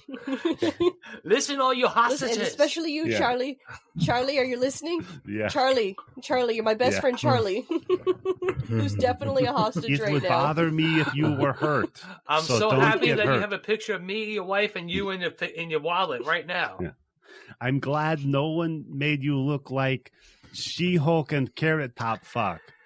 Oh, you know, that is, let me tell you, that's with that and a little bit of like less Disney money, you nailed it. She-Hulk and Carrot Top together. That's Blanca. And now Candice is upset because she has a thing for Blanca in this movie, and I just ruined it with the Carrot Top comparison. How did you know? I apologize. It's because he has the mind of a child. So does he? I don't know. With what he's been showing, that's not the mind of a child. So then Chun-Li tells her story about like, oh, I have to get revenge on Bison. And then Guile's like, yeah, me too. And I'm like, what? What do you mean? You don't have to get revenge. You're rescuing your friend. Yeah, you she's like, don't arrest me. Yeah, don't arrest me. I have to get revenge. He's like, oh, she has to revenge herself. But Guile says he wants revenge. And I say, for what? He wants to rescue his friend. He doesn't want revenge. For America. That's true. Yeah. You know what? We do like to dish out revenge. Even to places we've never been for battles that have nothing to do with us. We want revenge. Damn it. We're good at it. That's why he's got our flag tattooed on his bicep, man. So then we cut to Chun-Li, Balrog, and E Honda are doing a magic act for Bison. Oh, God. Yeah, this is... Oh, it's a fantastic magic act. Hey, did you notice that on the top of the barrel that they put her in, it says Capcom? It says Capcom? Yeah, I saw it. Yeah. So, yeah, they put her in a barrel and then put her on top of Samoan E Honda's stomach and then, like, cut it with the sword, but then the barrel is empty and she's up above on a trapeze. Ta-da! Yay! But she sees Ken and Ryu, and then they leave, and on the way out, Balrog and E Honda are like, what about our explosive finish? And she's like, I can't do it because of Ken and Ryu. So she lures Ken back to their tent to suck him off or something, and then knocks him out. Exactly. And I have written down, you know what? Yeah, I'd probably follow it too. Yeah. Yeah, it doesn't matter. Bad part of town, going into a fucking tent. Yeah, why not? Let's see what happens. Behind a dumpster. At a night market. Night market. That's what this place is. At a night. Yeah, it's a night market where they sell like Apache. Yeah, I shit you not. They have like missiles lined up with Christmas lights on them, like it's some kind of crazy fire sale happening for missiles. Yeah, and they're trying to do like a fucking like a RoboCop type thing with like the fucking background shit. Listen, they're like, this is a fucking Iraqi truck that has 5 gears, three of them going backwards and 2 going forward. Listen, they're just at the Shadaloo swap meet. Okay. Just having a good old time. And oh my God. So yeah, knocks fucking Ken's ass out. Imagine bringing your fucking MiG fighter to the fucking swap meet and nobody buys it. Now you got to bring it back home. That'd be embarrassing. Yeah. Well, that's why the best time to buy the Tomahawk missiles, Tim, is right before the end. Then you can just be like, look, man, I'll give you, I don't know, $30. Then you don't got to load it in your truck. How about that? Hey, note to all future arm dealers: buying weapons and selling weapons is the same like buying tickets outside of a concert. Don't buy them 3 days before the concert. Buy them 3 minutes after the concert starts. Mm-hmm. Mm-hmm. Very good piece of life advice there from Tim Yopo that practically applies to all of us, especially arms dealers. You know, especially arms dealers. Arms dealers at a Bob Seger concert? Yeah, totally. So Bison fucking rules, by the way, because he makes the deal with Saget. Saget opens up the briefcase for his $100,000 and it's all fucking Bison bucks. Yeah. And then Sagan's pissed off. He gave him fucking Monty Hall. Let's make a deal thing, right? Look, you want to be ruler of the country with me, or do you want this? What's in this briefcase? Yeah, like. And Sagan makes a good point. Because what he's selling, all like, well, we'll see how much country's left. Because he's selling an idea, because he doesn't run the country yet. He doesn't even run the country yet. He's saying that he's going to take over the world's banks, and then those bison bucks are going to be worth 5 times he's gonna sterling pound. Yeah. He's going to kidnap the Queen of England and, as ransom, demand that she sets the exchange rate of bison bucks to the I think you're forgetting about the Prime Minister, Tony Blair. Forgot about, like, dude, Tim, honestly, if somebody tried to do that shit today... Yeah. Oh, this is a libertarian right here. M. Bison is a libertarian. This is a libertarian fantasy. Oh, man. That I'm going to just spin up my own currency. To dress like that. Oh, God. Yeah. Libertarian. Unfortunately, there is a weird cross-section of otaku with libertarians. I know, the one thing I never understood about libertarian is, like, when does it stop? Like, how far do you want no government, no structures at all? You want somebody to come pick up your garbage, right? You want somebody to put out the fire if there's in your house, government right? Doesn't pick up the garbage. It's a company that we pay. If the government picked up the garbage, they'd fuck it up like the mail. Right, Tim?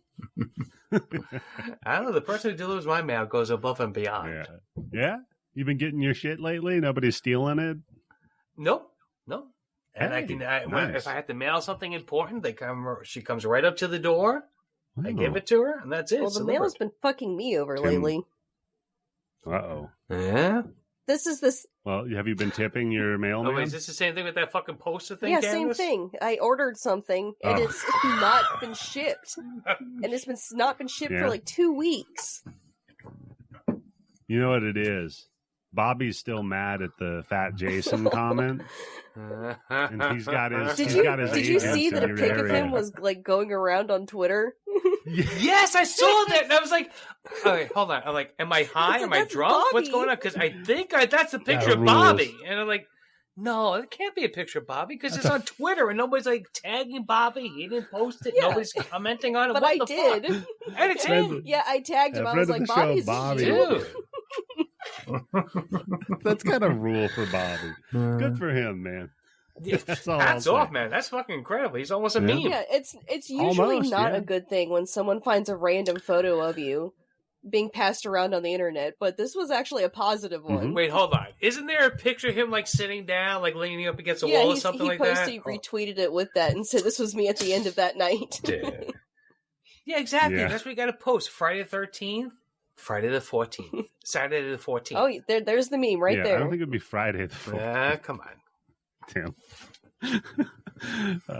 So Sagan gets pissed at the garbage money, and they start turning on each other.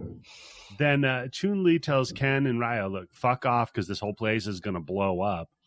And then Ken and Ryo, like idiots, they just walk right into the middle of the place that's going to blow up, where there's a fucking war breaking out.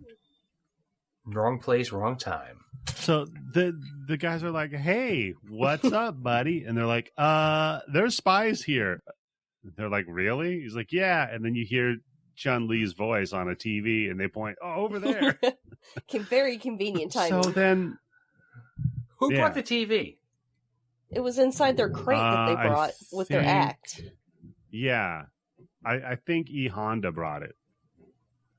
He kissed it. Yeah. Yeah, he did.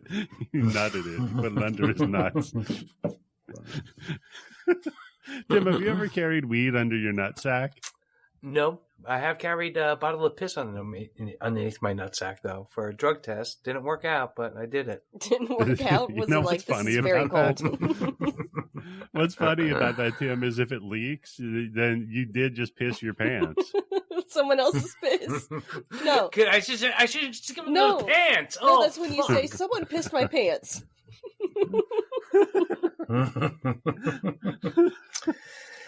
No, I could have been like, wait, you told me not to do the first piss of the day in my house. I had to come here and do the piss, right? Mm-hmm. I ended up pissing my pants, so whatever you get, it's up in the air what the results are. Yeah, you're going to have to squeeze it out of my pants. Oh, God. Of course, Tim, you would be smuggling a bottle of piss under your nuts. That tracks. You couldn't have bought some Jinkos? Back at that time, it was the best thing I could find on the internet was something called Urine Luck, and it was going to take 3 to 5 days to get to me, and it offered me a money back guarantee if it didn't work. And I was like, well, if it doesn't work, I don't get the job. So, yeah, all right, so great, I get my $40 back, but I needed it for the next day. So you just paid a man to pee in a bottle? I will never forget that. I just got fucking taking a couple bong rips, and my fucking phone rings, and like, hey, we're like really interested in hiring you, but you think you could take a drug test like by tomorrow? Because we're going to need you to start Monday. Oh, no. Yeah. Ugh, that made my nuts crawl up inside me. Just thinking about it. So yeah, they watch the Keister television, and it's Chun-Li giving a report on how she's going to blow all of their shit up. So they all start evacuating. Well, no, that's when Zangief goes, change the channel. Oh, yeah, quick change the channel. Because it shows like the van full of explosives heading towards the tent. Yeah, headed toward the tent. Yeah, again, the timing on this is incredible. When did they cut from pre-recorded to live TV? No idea.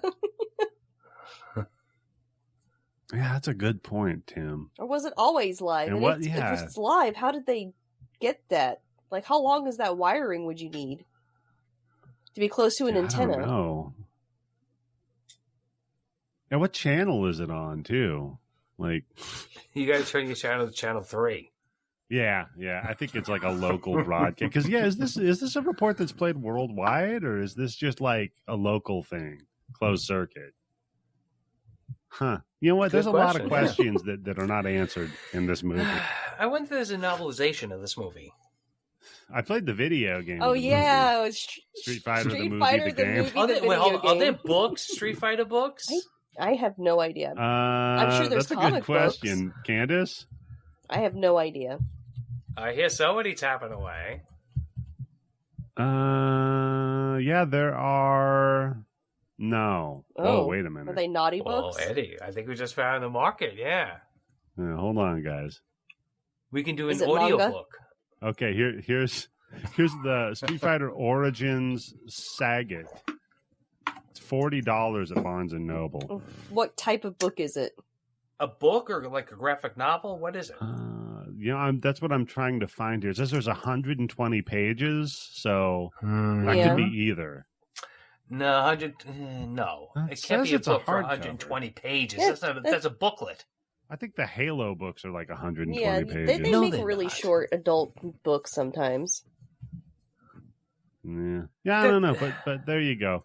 Candice, I think you'd prefer Street Fighter if it was a book. Then it could be one of your friends.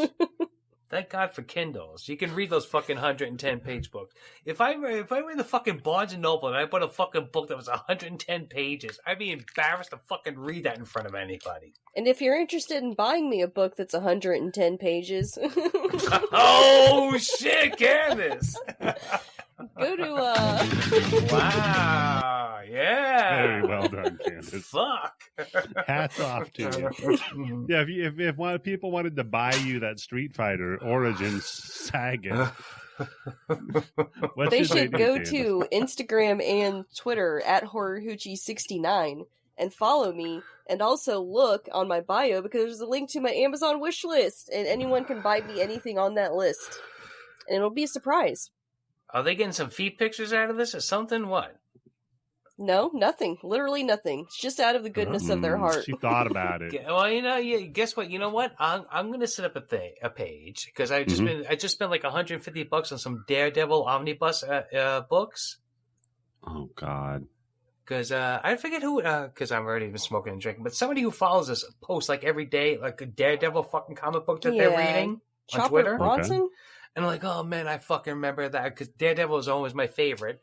And I had almost all the issues from, I think, like issue like 14 up till when I stopped really collecting comic books, like 93, maybe. No, not even 93. Maybe 93, 94. So, if anybody wants to buy me some Daredevil shit, I'll send you feet pictures. Tim, you don't have anything set up for them to buy. I'll set it up. Don't worry. Candice, help me. Candice, there you go. Candice, teach Tim. Teach Tim how to do this. Because I want to see Tim's list of what he wants people to buy him on Amazon. I can only fucking imagine. Just put some Daredevil comic books. That's it. That's it? Okay. No new TV for Tim? No. Look, I'm not greedy. Fuck it. Look, I don't even care if it's fucking near mint or fucking fine condition. I just want to be able to fucking read them again. As long as it's readable. Yeah. Okay. So they all evacuate because the fucking building is going to blow up. And then we cut back to Guile, and he's explaining how they have to attack with stealth. And then the team's all like, you'd have to be a crazy guy who's hopped up on $10,000 a week of fucking coke to do that. He's like, you know what? Guess what? I'm at $9,999. Hold my coke straw. You're in luck. Yeah, hold my coke straw. Candice. This son of a bitch. Because he's like, luckily he made me mad.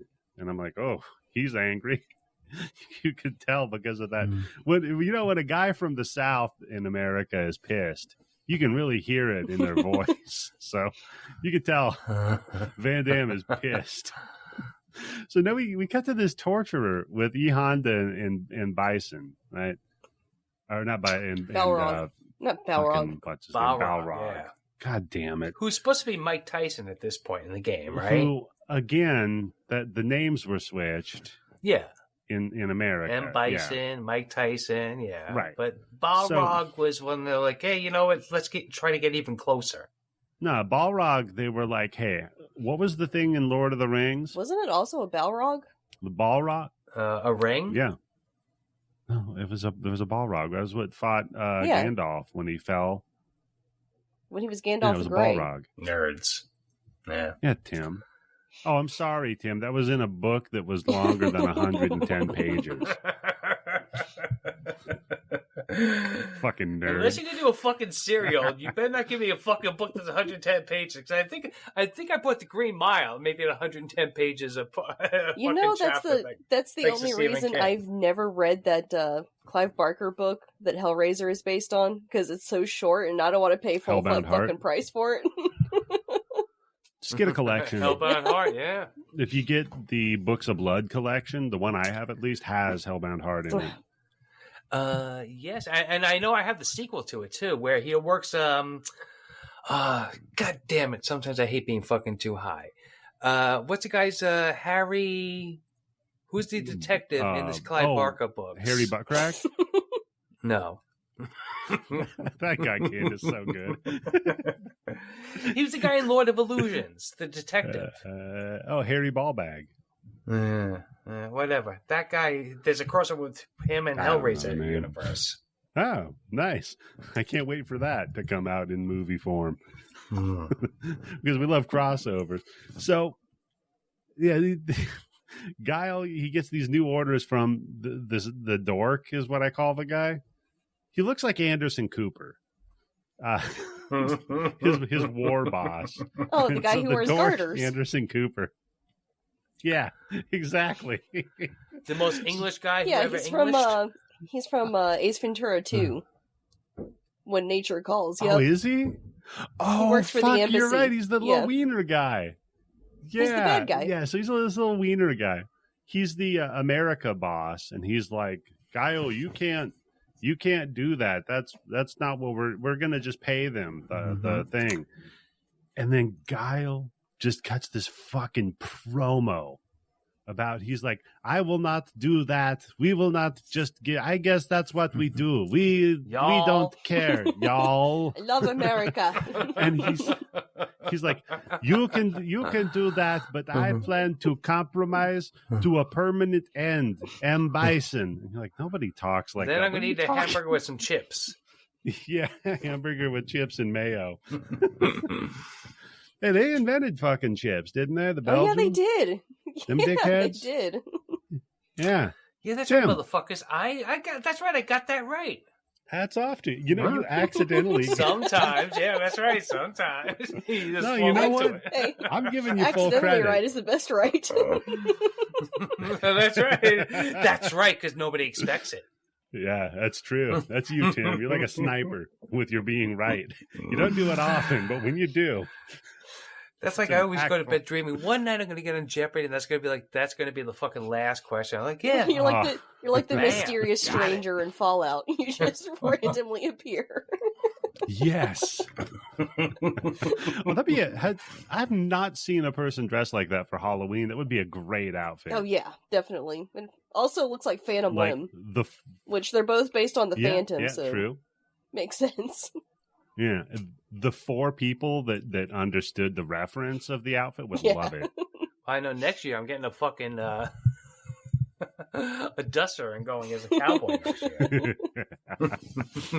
Oh my god! So this Halloween I went as NES era Jason again because I didn't want to put together another fucking outfit. It was enough of a problem for my daughter's outfit.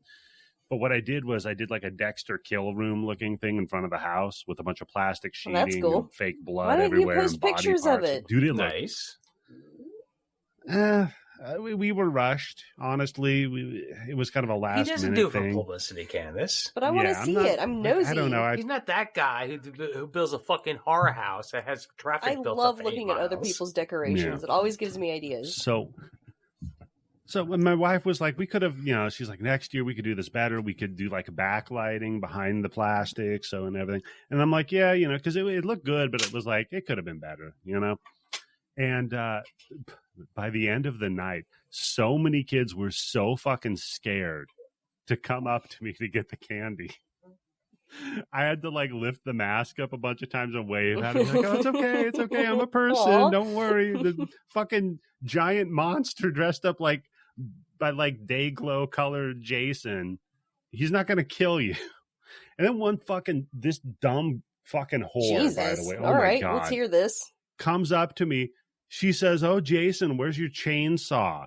I'm like, "Yeah, that's Leatherface." No. Did you call her a stupid bitch and spit on her? No. Should have. I gave her some special candy, though. Was she passed out in a gutter somewhere like 30 minutes later? Yeah, that'll teach that fucking little 9-year-old.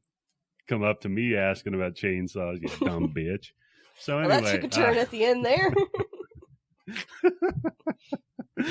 So anyway, yeah, he rallies the troops, and they drive away, and they splash Anderson Cooper with some water from the boat on the way out because he's a nerd. Like, aha, you suck. Right? It's the bully kicking the sand in the nerd's face on the beach, or the driving away in the exhaust hits him. It's that move. It's fucking funny. So we got the Chun-Li talking some shit to Bison. And this is the big scene, right? The for you, that was the worst day of your life. For me, that was Tuesday. Holy shit. This is the part of the movie that I argue is why it's better than people give it credit for. Like, it has these little moments like these with these character interactions that are genuinely entertaining. And it's not just that. It's also whoever was doing the set design had some fucking fun. Oh, that painting of M. Bison as Napoleon? Yes. I would have that fucking painting in my house. No. The Gacy. Oh, the Gacy clown one? Oh, the clown, yes. Of Bison. So fucking great. So they're arguing back and forth, and he drops the line, the day that I graced your village with my presence. It was the worst day of your life, but for me it was Tuesday. So just mean. Just completely the most cruel. Evil shit you could say. And the actor's like her response to it, the look on her face was so perfect. She's so too. shocked. That's why I said she's one of the best parts of this movie. So having the two of them together, and that's why I think it sucks so much that she never really gets any sort of payoff. No. Like Guile kills the guy, Yeah, because he's the man. His vendetta is more important than hers. Duh. Yeah, he's the American guy. Yeah, he has to.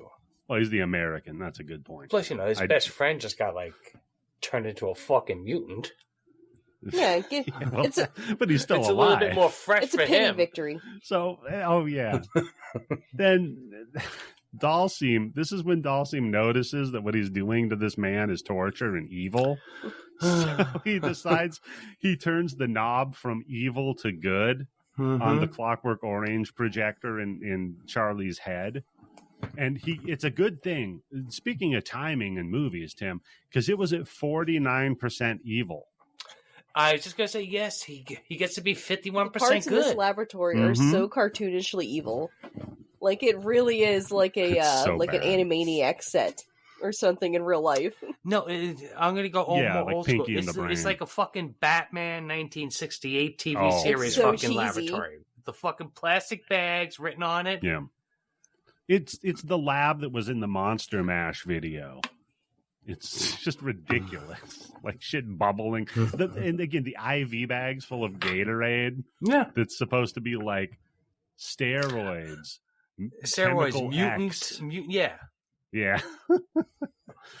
Then he cancels the violence training and he turns on wedding videos. You think Blanca will be in Deadpool 3? Sorry. No, I don't. All right. That's cool. Not at all. It could be fun, but no, I don't picture that, Tim. So, and then there was just like videos of dolphins too. It was just whatever was happy. Dolphins are happy. They're pleasant. Everybody likes dolphins. Those rapey little villains. Yeah. Yeah. Unless you have your period and you're swimming with them in the unless pool. that dolphin likes you a little too much. That is such a funny episode of King of the Hill when Hank gets raped by the dolphin. He's pinned up against the wall. Oh my god. They get away with a lot of shit just because they're fucking dolphins. Yeah, that's true.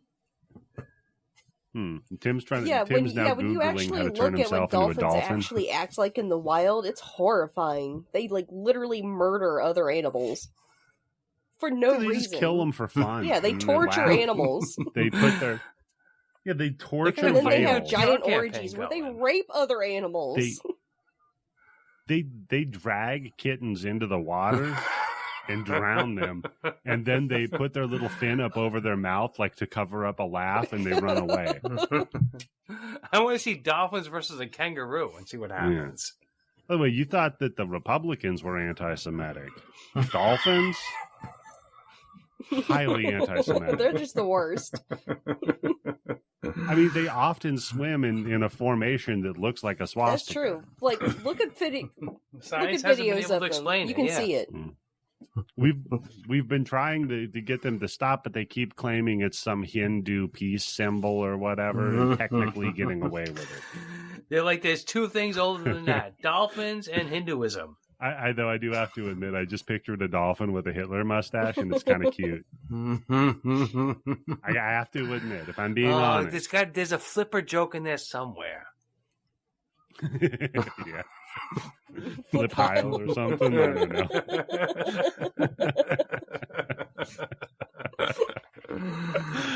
Oh man, yeah, that's bad. We're just doing Nazi jokes. Are these the bad guys? Yeah, you know what? And he does pay us in bloody bucks. I do, yeah, with my face on them. Keep saying one day he's going to kidnap the Queen of England, and guess what? That time has passed. Yeah. You know, Eddie, I always thought it was weird. Your logo was two axes that were crossing each other, but now that I look at the shape they make, it's making a little more sense. No, so it gives her the fucking line, of course, and they all pop in to get the drop on him. Right, because she kicks his ass a couple of times. I do like it when she breaks out of her little slave bondage gear. And when she's like, cool. And breaks it and then kicks him in the face. Because he's all like, the whole time you've been in this country, you haven't even thrown one fucking punch. So I just assume you can't fight because you're a dumb girl. And she's like, good. I wanted you to assume that. Tink. And kicks him a couple times. Then the rest of the guys pop in. Yeah, because he wimps out and gets behind some glass. He couldn't stand up to Chun-Li. He pussed out. That is so funny. I think Chun-Li might have been the first one that he beat Bison with. There was a point in this movie where when they're pushing on the glass to get at him, they push it up when it's supposed to be like held in place because he's trapped behind it. But it visibly goes up and down with the actor's hands. Yeah, and then he gasses him. And I just have he Robotniks into another room to escape. But then my wife and I were talking, Robotnik and Dr. Wily, basically the same guy. When you think about it, you're always fighting them in big contraptions. Yeah, that's true. They have outlandish mustaches. Yeah, kind of the same guy. Kind of the same shape, only too. One's a big fat guy. Dr. Wily's got like an egg-shaped head, doesn't he? Bit. Yeah. So he gets out in his fucking survival pod, knocks them out. Then Guile has some nice emo cry time watching this old video of him and Charlie. What the fuck? This fucking stealth boat. Oh my god! So get this. Has a fucking 8-track, a Super 8 fucking player in it. That's not even a fucking videotape. Get this, even better than this scene was supposed to be airplanes because Guile was a jet fighter pilot. So it was supposed to be planes, but the Thai government said we're not comfortable having that many planes flying around in our skies. So they had to change it to boats. Oh, that's so funny. Man, the fucking CIA had those fucking guys freaked. That is so funny because, I had a note in here. I was like, they make a mention about how they can't fly in, but they never explain why. Yeah, because when you're going to take over a mountain compound, the best thing is to go in by sea. Yeah, exactly, Tim. You just hope a river runs up there, and then like the salmon returning to spawn. That's your military influence for sure. So he's watching a video of him and his buddy Charlie. I think it's his wedding, but then he zooms past his wife's face to look at Charlie. Because we all know who he really wanted to marry. Of course, yeah. Hats off if that would. What if his wife's name is like Charlene? Oh, she's got red hair and she's got like green skin. Yeah. Maybe she does, Tim. He's been slowly poisoning her with copper or something to tint her skin green. So, because we cut back to Charlie, who again looks like She-Hulk fucked Carrot Top, and Doll canceled the violence training, all the wedding videos, dolphins, everything's happy, and now Bison hacks the stealth in their boat. So I just say, good. Yeah, the stealth is stupid because they're moving through water. Even if you don't see the ship, you can see that it's moving water. Don't be going 80 miles an hour or 80 knots an hour. So when they said stealth boat, I was like, oh, okay, it's like a submarine. They're going to go on. No, it's just on top of the water. They have to lower the visors on their helmets when the stealth enacts for some reason. Oh, yeah. For 5 seconds? Because they lower them and then they immediately lift them up again. And then immediately after they go into stealth mode, just start shooting things. Because remember in Street Fighter, all those shooting sequences in them? Yeah. It's the bonus round. You've got the one where you beat the car up. And then you've got the car up, the speedboat. Shooting turrets off of the speedboat, yep. You have the Spy Hunter level that you go to for no reason. Spy Hunter, wow, deep cut. Deep cut, yeah. It's a fun game. So, they just blow the stealth on it, and then he whips out this Street Fighter arcade joystick setup that controls underwater mines. Yeah, this fucking part. That is literally not the point of mines. You keep them underwater. You bump into them. Right. That's the point, is that they're supposed to hit but whatever. He's rigged the chains up so that he can do Street Fighter moves and release the chains. Yeah, he's literally using a joystick in an arcade pad. They just smashing the fucking buttons like a fucking moron. He's spamming. Yeah. Oh God. Just he's turtling Fireball mines over and over. Yeah, turtling mines. Oh God. So And then just one of the soldiers is just like, Guile, he's locked into our stealth. He's going to blow us up in 30 seconds. 30 seconds. I'm like, how did you know? How do you figure that out? You'd have to know where every one of his minds were to predict that. Yeah. Cool. Whatever. How do you know this? Yeah, it goes back to Star Trek. They used to do the same thing with like, oh, we're being scanned. How? How do you know that's being happening to you? You feel it in your butthole. Yeah, I don't know. It's just ridiculous, man. So he's like, good. We will be out of the boat by then already. Oh, man, you skipped over his big speech about how he said he was going to go for it. Get in his boat. He's going to go up this river, and he's going to kick M. Bison's ass so hard that next wannabe Bison's going to feel it. Like, to me, that's the second best part of this movie, because that's so poorly delivered. It is the worst bit of dialogue I've ever heard in a movie. Oh yeah, that's saying a lot. Yeah, yeah, it is not handled. Axum. Yeah, I mean it's equal to that. Oh, I don't know. Equal to Axum? Come on, think about how he delivered that speech, that rousing speech for the troops. Yeah, at least it was mic'd. That's true. Yeah, so we could hear it. At least I could hear it. So technically better. Although some of the mama jokes were pretty good. So, but M. Bison, your mama's so fat, those boots wouldn't let her off 2 inches off the ground. Yo mama's so fat, she gets her diapers at the same place as E Honda. Oh, damn. Used. All right, Candice, your turn. I can't. There's no way. I cannot come up with a joke right now. Yeah, I'm sorry. Well, my mind completely blanked out as soon as I realized you were going to ask me. Hey, listen, send us on Twitter. What's your Street Fighter, your mama joke? Yeah, it's got to be a your mama joke, but it has to involve Street Fighter. So you could say, like, your mama's so poor, Dalsim has more food than her. Right? No, that would work. Your mama's so hairy, Zangief would fight with her. Your mama's so dirty, Zangief she does it bears. with Blanca. No. No. I don't think I can do it. No. Here you go.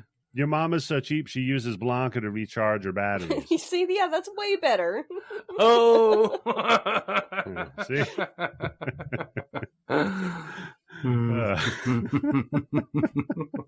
It's not your fault, Candice. It's an unfair playing field, let's say. The hell's that supposed to mean? What's my handicap? Mm-hmm. Oh, I just know Street Fighter true. better than you do. Yes, it's an unfair handicap you have there. So, so back at the lab, Dalsim gets fucking discovered, but just as he does, Blanca busts loose and rescues him. And that's when we spill all the Kool-Aid shit all over him. Cut to Guile, Cammy, and T-Hawk beating some ass outside. And this is when T-Hawk, somebody says, like, hey, what's that headband you're wearing, T-Hawk? Yeah. And he says, oh, it's a Cherokee headband I'm wearing for good luck. Yeah, just a signal for everybody. Hey, like, hello. Yeah, just reminder, guys, so you know why I'm Why called am I this. in this movie? Don't know. Yeah. No reason. Yeah, you guys could have not been in Why this. am I 3 feet and 240 pounds lighter than the character that's in the game? I don't know. Yeah, no clue. And so we finally get their beaten ass scenes, which is either them landing or punching at something. You never see anything connect, camera. which shows how bad the choreography is. Terrible, just abysmal. So Bison's timer is counting down to blow up the place, and because he's waiting to see if he gets the money. Right? He's like, look, if I don't get the money, I'm going to kill all the hostages. Checks his bank account with like a few seconds left. And there's no money, not even like $40 in his bank account. You gotta have something in there, right? You can't start a fucking bank account with zero. That's closed out. Yeah. Well, I guess the rules are different in fucking Shadaloo or whatever. Plus, it's like he's your typical crypto bro too, because they'll brag about how cool their currency is, but then they still have to tie it to the U.S. dollar. That's always my question is, what happens if you buy Bitcoin and it goes up to like 80,000, 90,000, whatever? What do you do with it? You sell it for American dollars, right? Exactly. Yeah, you trade it for something of value. Right. That's the point. Unless you guys are just doing your own economy. Bitcoin with Bitcoin, you just don't get it. Right. Unless you have your own economy. No, I mean, look, there's only so much drugs and child porn a person can buy, right? You have to eventually transfer the Bitcoin over to real money. Or so much money laundering you can do. So, yeah.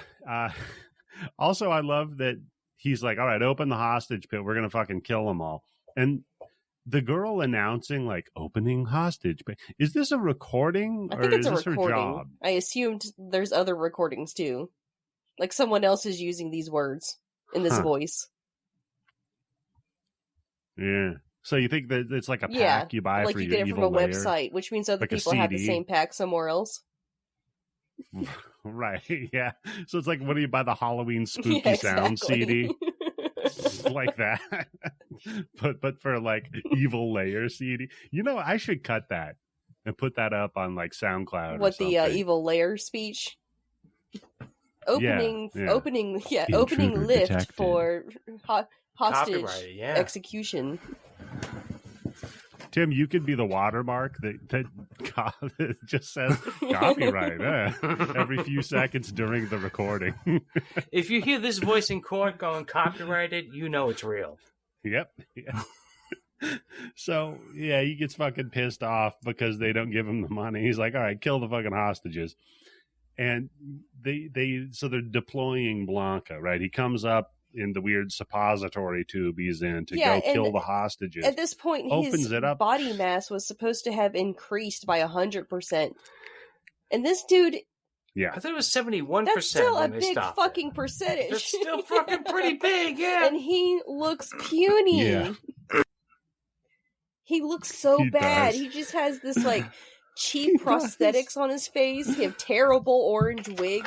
And just ugly green paint. Yeah, Blanca ate, right? He's not a fucking emancipated, right? You know who he looks like? There's this dude on, I think he goes on YouTube, but it's this comedian that dresses up like a frog that does therapy. Okay. Here, I really don't want picture of him.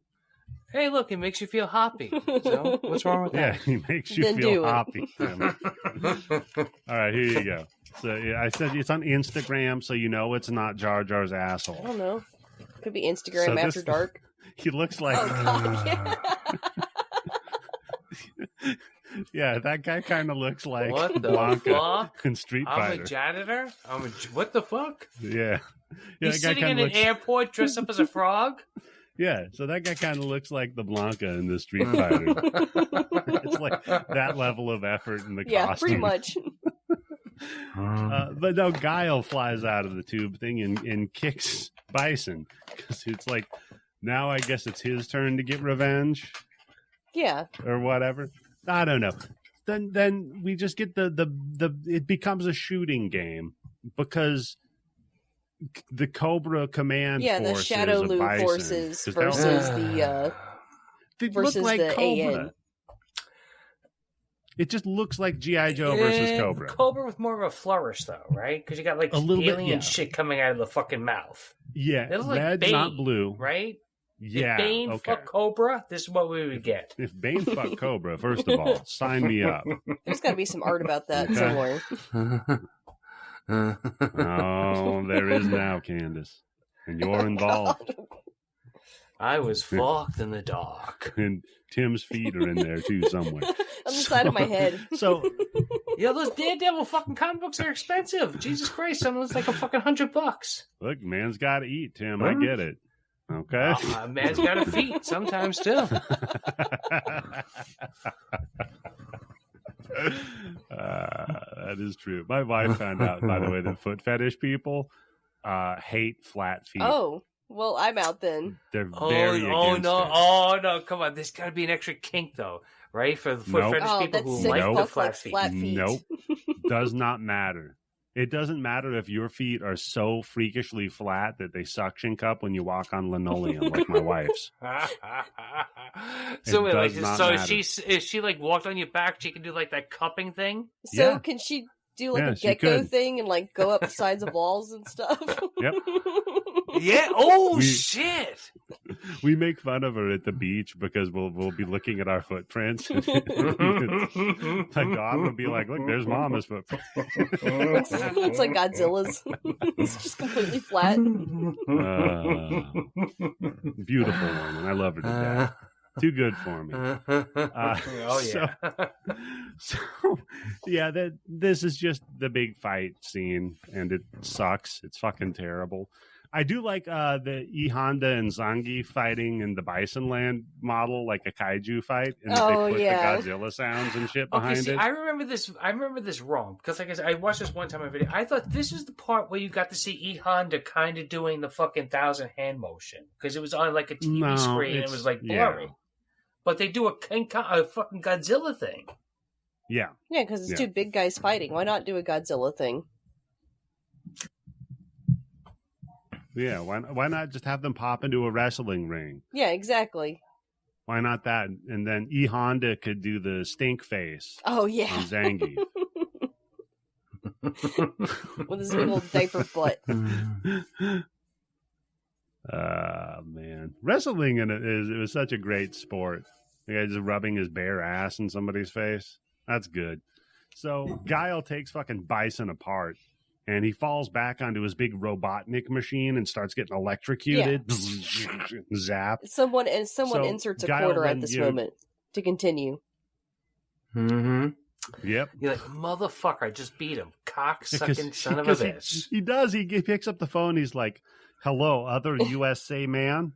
I have done it and defeated Bison. He is dead right now he's before totally me. Dead. What are you talking about? Yeah. And Bison's suit performs CPR on him. With adrenaline. Injects him with adrenaline. And he fucking Undertakers up and starts just firing lightning bolts out of his fingertips like fucking... It's like Force Lightning. Eyes. Yeah. Force Lightning. No, Frylock's eyes. It's Force Lightning. It's Force Lightning. It's coming from his fingertips, not his eyes. Yeah, there you go. Force Lightning sucks. Same color. Yeah. Yeah, true. And then he reveals also that he can fly. So yeah, it's the same. I just have that. He goes into detail about how it's the same anti-gravity magnets that bullet trains use. And somehow that's how he's able to make his desk levitate and float around as he's perched on it. But also he has like boots that fly. So is that why he's trying to attack this country? Because this country has a lot of that shit? Something, right? A lot of magnets? Whatever it is that he's talking about that makes everything fucking float. Electromagnets is what he's talking about. You would need a lot of magnets. They have a lot of magnets. That's true. Yeah, you would need a lot of magnets, and ICP's not around yet, so they haven't really cracked down on that. They haven't questioned it. I think you can import them pretty easily. Yeah, nobody's ever questioned it. That's a good point. You think ICP saw the Street Fighter movie and they're like, fuck, forget everything I thought I knew about magnets, guys. Maybe that's the origin of it. That's why we didn't understand. They fucking killed Raul Julia with magnets. No, so he like you said, then pop in a quarter and he fucking pops up like the Undertaker, and he just beats up Guile by slowly floating toward him. And it's like, it kind of hurts to watch because it's like frail old Raul Julia doing all of this wire work and still looking dignified doing it. Yeah. Then he starts going off on how he's a god. And Guile does those spinning heel kicks on his ass. Does the flippy kicks and stuff. He's spamming them, like you said, Tim. Then we cut to, I like Ryu's move because Ryu starts fighting with Vega with the mask on and the claws. When Ryu takes the mask, he takes his head and puts it next to the fire, So the metal mask starts fucking heating up and burning his ass. That's a good The fight between Ryu and Vega isn't terrible. No. The fight between Ken and Saget, where he tries to Chris Benoit him on a fucking Bowflex. That one's not very good. That's pretty bad. Yeah. And then, so all this is going on, then Bison starts talking about how he's a god. And then, boom. Yeah, right at that time is when Guile kicks him into a TV and says, "You're off the air." And I'm like, I mean, that's not... That's technically a joke. I'll give you that. It's only tangentially related to what he was talking about being a god, but yeah, whatever. It's, he's trying, right? That's that good old American spirit. Points for trying, is. A for effort. Right. Yeah, when people prompt you to give another joke, like let's say you were doing you gotta take it. Right, like you'd say you're doing like your mama jokes about Street Fighter characters, So now the place is going to blow up. They all run out. DJ tells Zangief that Bison's a bad guy. And Zangief's like, what? I love that part, man. The whole, well, yeah, I worked for him because he paid me. Wait, you got paid?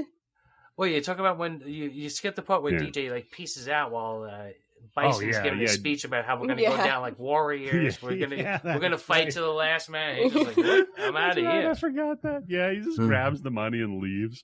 It's like, fuck this noise. I'm out of here, stupid. So then Zangief, he has his redemption though, because he like Sloth from the Goonies holding the rock up at the end. Yeah, he's like, he holds on. Oh, and I do like that Cammy and Chun-Li, they finally get to and they talk about their hair, and they talk about their hair. Yeah, it's very empowering. So it technically passes the Bechdel test because there are two female characters who have names. Had a conversation about something other than a man. They're just talking about which hair the guys like. I was obsessing over my hair yesterday because I found the perfect brand new shampoo. Like, it leaves my hair feeling like corn silk, but it still gives it enough body that it looks like my mane of hair, I'm like, I have reached hair nirvana. I want to preserve this right now. Well, I think I can speak for all of us. We're on pins and needles, Candice. What Man, shampoo did you find? I don't remember what it's called. It was something I just found, and I tried it out, and it smells like heaven. That's how you do this. Yeah. Look at you. Candice you got a fucking Amazon wish list, but you don't have the fucking shampoo loaded up that makes your fucking hair like corn silk. Someone, for the love of God, someone please buy me Sun, Moon, Stars. No, yes. Don't buy No, Candice. No, Candice. You don't want some fucking person buying you shampoo on the internet going, I wonder if she's using it right now. Yeah, he's just beating off, laying in bed, smelling his pillow. Well, beat off in the shampoo before he sent it to you. How are you going to But I'll still have it. That's good enough for me. He's got like some old garbage bag full of rotten leaves that he sprayed your Pokemon Sun, Moon on or whatever. Sun, Moon, Stars. Amazon wish list. Go get it for me. Please. It's like, oh, Candice, I gotta fuck this and then post about the Daredevil comic on Twitter. Candice, you gotta show me how to set that up. Yeah. So then the whole place goes off like a Roman candle, and DJ and Sagat they open their crate of loot on the way out, and it's all fucking they start laughing hysterically because they're. Hey, look, Sagat takes it in stride, right? They do have a pretty sunny outlook at the end of it because they're just laughing. Yeah, they're like, well, they do still have their gun-running empire. Hey, look, we're alive. It's guaranteed we're going to be back for part 2. I'm Sagat. I'm going to be here for at least part 3 or 4. I got my career set. Yeah, absolutely. But then, the place blows up. Boom, right? And they're all like, oh, God, Guile, he was still in there. I guess he's dead. Oh, well. Then he comes just walking out of the smoke. He's fine. Yeah. Well, you see that Cammy was crying. Like, well, that was... It's such a tender moment. Yeah. Yeah. It was a very tender moment. And so that's why they were sleeping together, just so they could get that moment together. Yeah. Nail the chemistry. They went real method. Yeah, no, you did. No, I did pick up on the chemistry. Yeah. Tears of joy. But I thought every woman in a movie, woman in a movie with Van Damme has to sleep with him. Isn't that mandatory? Well, it's mandatory, but also voluntary at the same time. Because if no one's ever actually enforced it. No. Biologically. Not like legally or through threat of violence. I mean, biologically, isn't it mandatory? Yeah, you got to spread that seed. He's got that musk. Yeah, he's got that Pokemon star. Oh, that's right. When he spreads those legs, that musk just comes shooting out. That's why he does that. Yeah. That's his mating call. That's the split. Yeah. Does the split? It's got a gland. Just a mist. He's got a gland. That's how he expresses it, is by doing the splits on fucking benches. Look, all of a sudden I was doing it, and all of a sudden everybody was coming up to me, so... What are you doing over there? I'm expressing myself. I guess he's expressing himself through ballet or something. At one point, he does scream evacuate, so... He did. So the place already blew up, but then they pan back to show it blow up again. So I'm like, oh, that's good. And then everybody just does their victory shot pose. Of this movie when everybody's frozen in their victory pose from the video game. It's so fucking corny. Yeah. Freeze frame. Was this a poster or something? I hope to God it was. I hope to God this is someone's poster on their wall. It has to be, right? You have to do this. I mean, Tim, if it wasn't, we can do that. You just take a picture of it, put it on a shirt. And then that's it. But there's a post-credit scene. Yeah, you have to wait for this fucking post-credit scene too. Yeah, Jesus Christ! I've never seen it. I had no idea there was a post-credit scene. As many times as I've seen this fucking movie. Oh, okay. I got to take a piss towards the end of this movie, and by the time I came back, I was like, the music's playing. Like, what am I going to eat? And then wait, here's something. Yeah. Can I tell you the weirdest thing? Is I never knew there was a post-credit scene for it, and I never saw the post-credit scene before. But then just watching it yesterday, I just had a feeling there was a post-credit scene, so I checked. I would never even think to check. Yeah.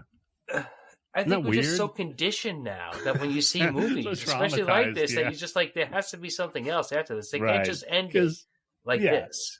Because then we just cut to... Well, you have to be taking a piss and not paying attention and just finding Bison's mansion that crumbled. You just hear the computer power back on, and it's all like, what is it, 5% electricity. World domination, right? Reverting to solar power or whatever. Then, Bison's hand comes up and hits... Bison went woke? Oh, that's a good point, yeah. Solar power. He shouldn't be using solar. Although Elon Musk makes electric cars, and he's a piece of shit, so, True that. Yeah. So, he grabs the remote and he changes the dial to world domination. And Bloodsport comes on. All right, look, if you're going to have fun with this movie, make him pick, restart and then, do, a cheat screen, right? Where, zero damage taken or something like that, or infinite lives, right? Yeah, he has to put a cheat code in. Exactly. No, that's a good point, because he's the bad guy. He cheated. He cheated by having the fucking power vest. He's cheating again. And there's at least 3 different times where somebody makes some kind of reference to it's a game over, let's play again. Maybe this is when you have the computer say that it's initiating the Akuma protocol. You do something like that, a teaser. Right? Because they did in Resident Evil. When they're initiating Project Nemesis, and you're like, oh shit. Something like that. Or, Project Avengers. Candice, you said, oh shit, right? Ugh. It was funny. My wife was she was asking me, she's like, can you name any big successful sci-fi movies that have come out in a long time? And at first I was like, I was thinking about it. I'm like, no, not really. And then I'm like, what? I'm an idiot.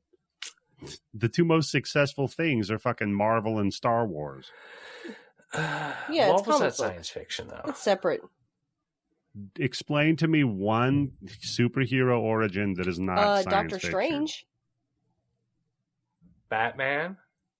Batman's Doctor not Strange science is fiction? literally magic. No. His devices are No, rooted Doctor in Strange. reality? I immediately disproved you. Okay, great. Now, look at every other superhero. Superman, alien, right? Wolverine, mutant. Every other one is some fucking weird power that came from I still radiation. say that comic book is separate. Unless you but they deal Thor, with all maybe. different types of concepts, and not always just science fiction. Right. So people with superpowers is not science fiction. It could be magical, like with Shazam. Shazam's magic. That's a good. That's true. Yeah, that's right. Yeah. Yeah. So you got a couple of them that are mixed in. I'll give Aquaman. you that. What about But the witches from Aquaman the Wizard of is Oz? magic. Yeah. The Wizard of Oz? Yeah. Tim, that's not The an witches. Avenger. What about him? Nothing to do with superhero shit, Tim. And Star Wars is absolutely sci-fi. Yeah. I'm not going to hear any argument on that. Of course it is. Yes. Yeah, because it's midichlorians. Yeah, but like I said, there was Dune. That was huge. The worst thing to happen to the universe.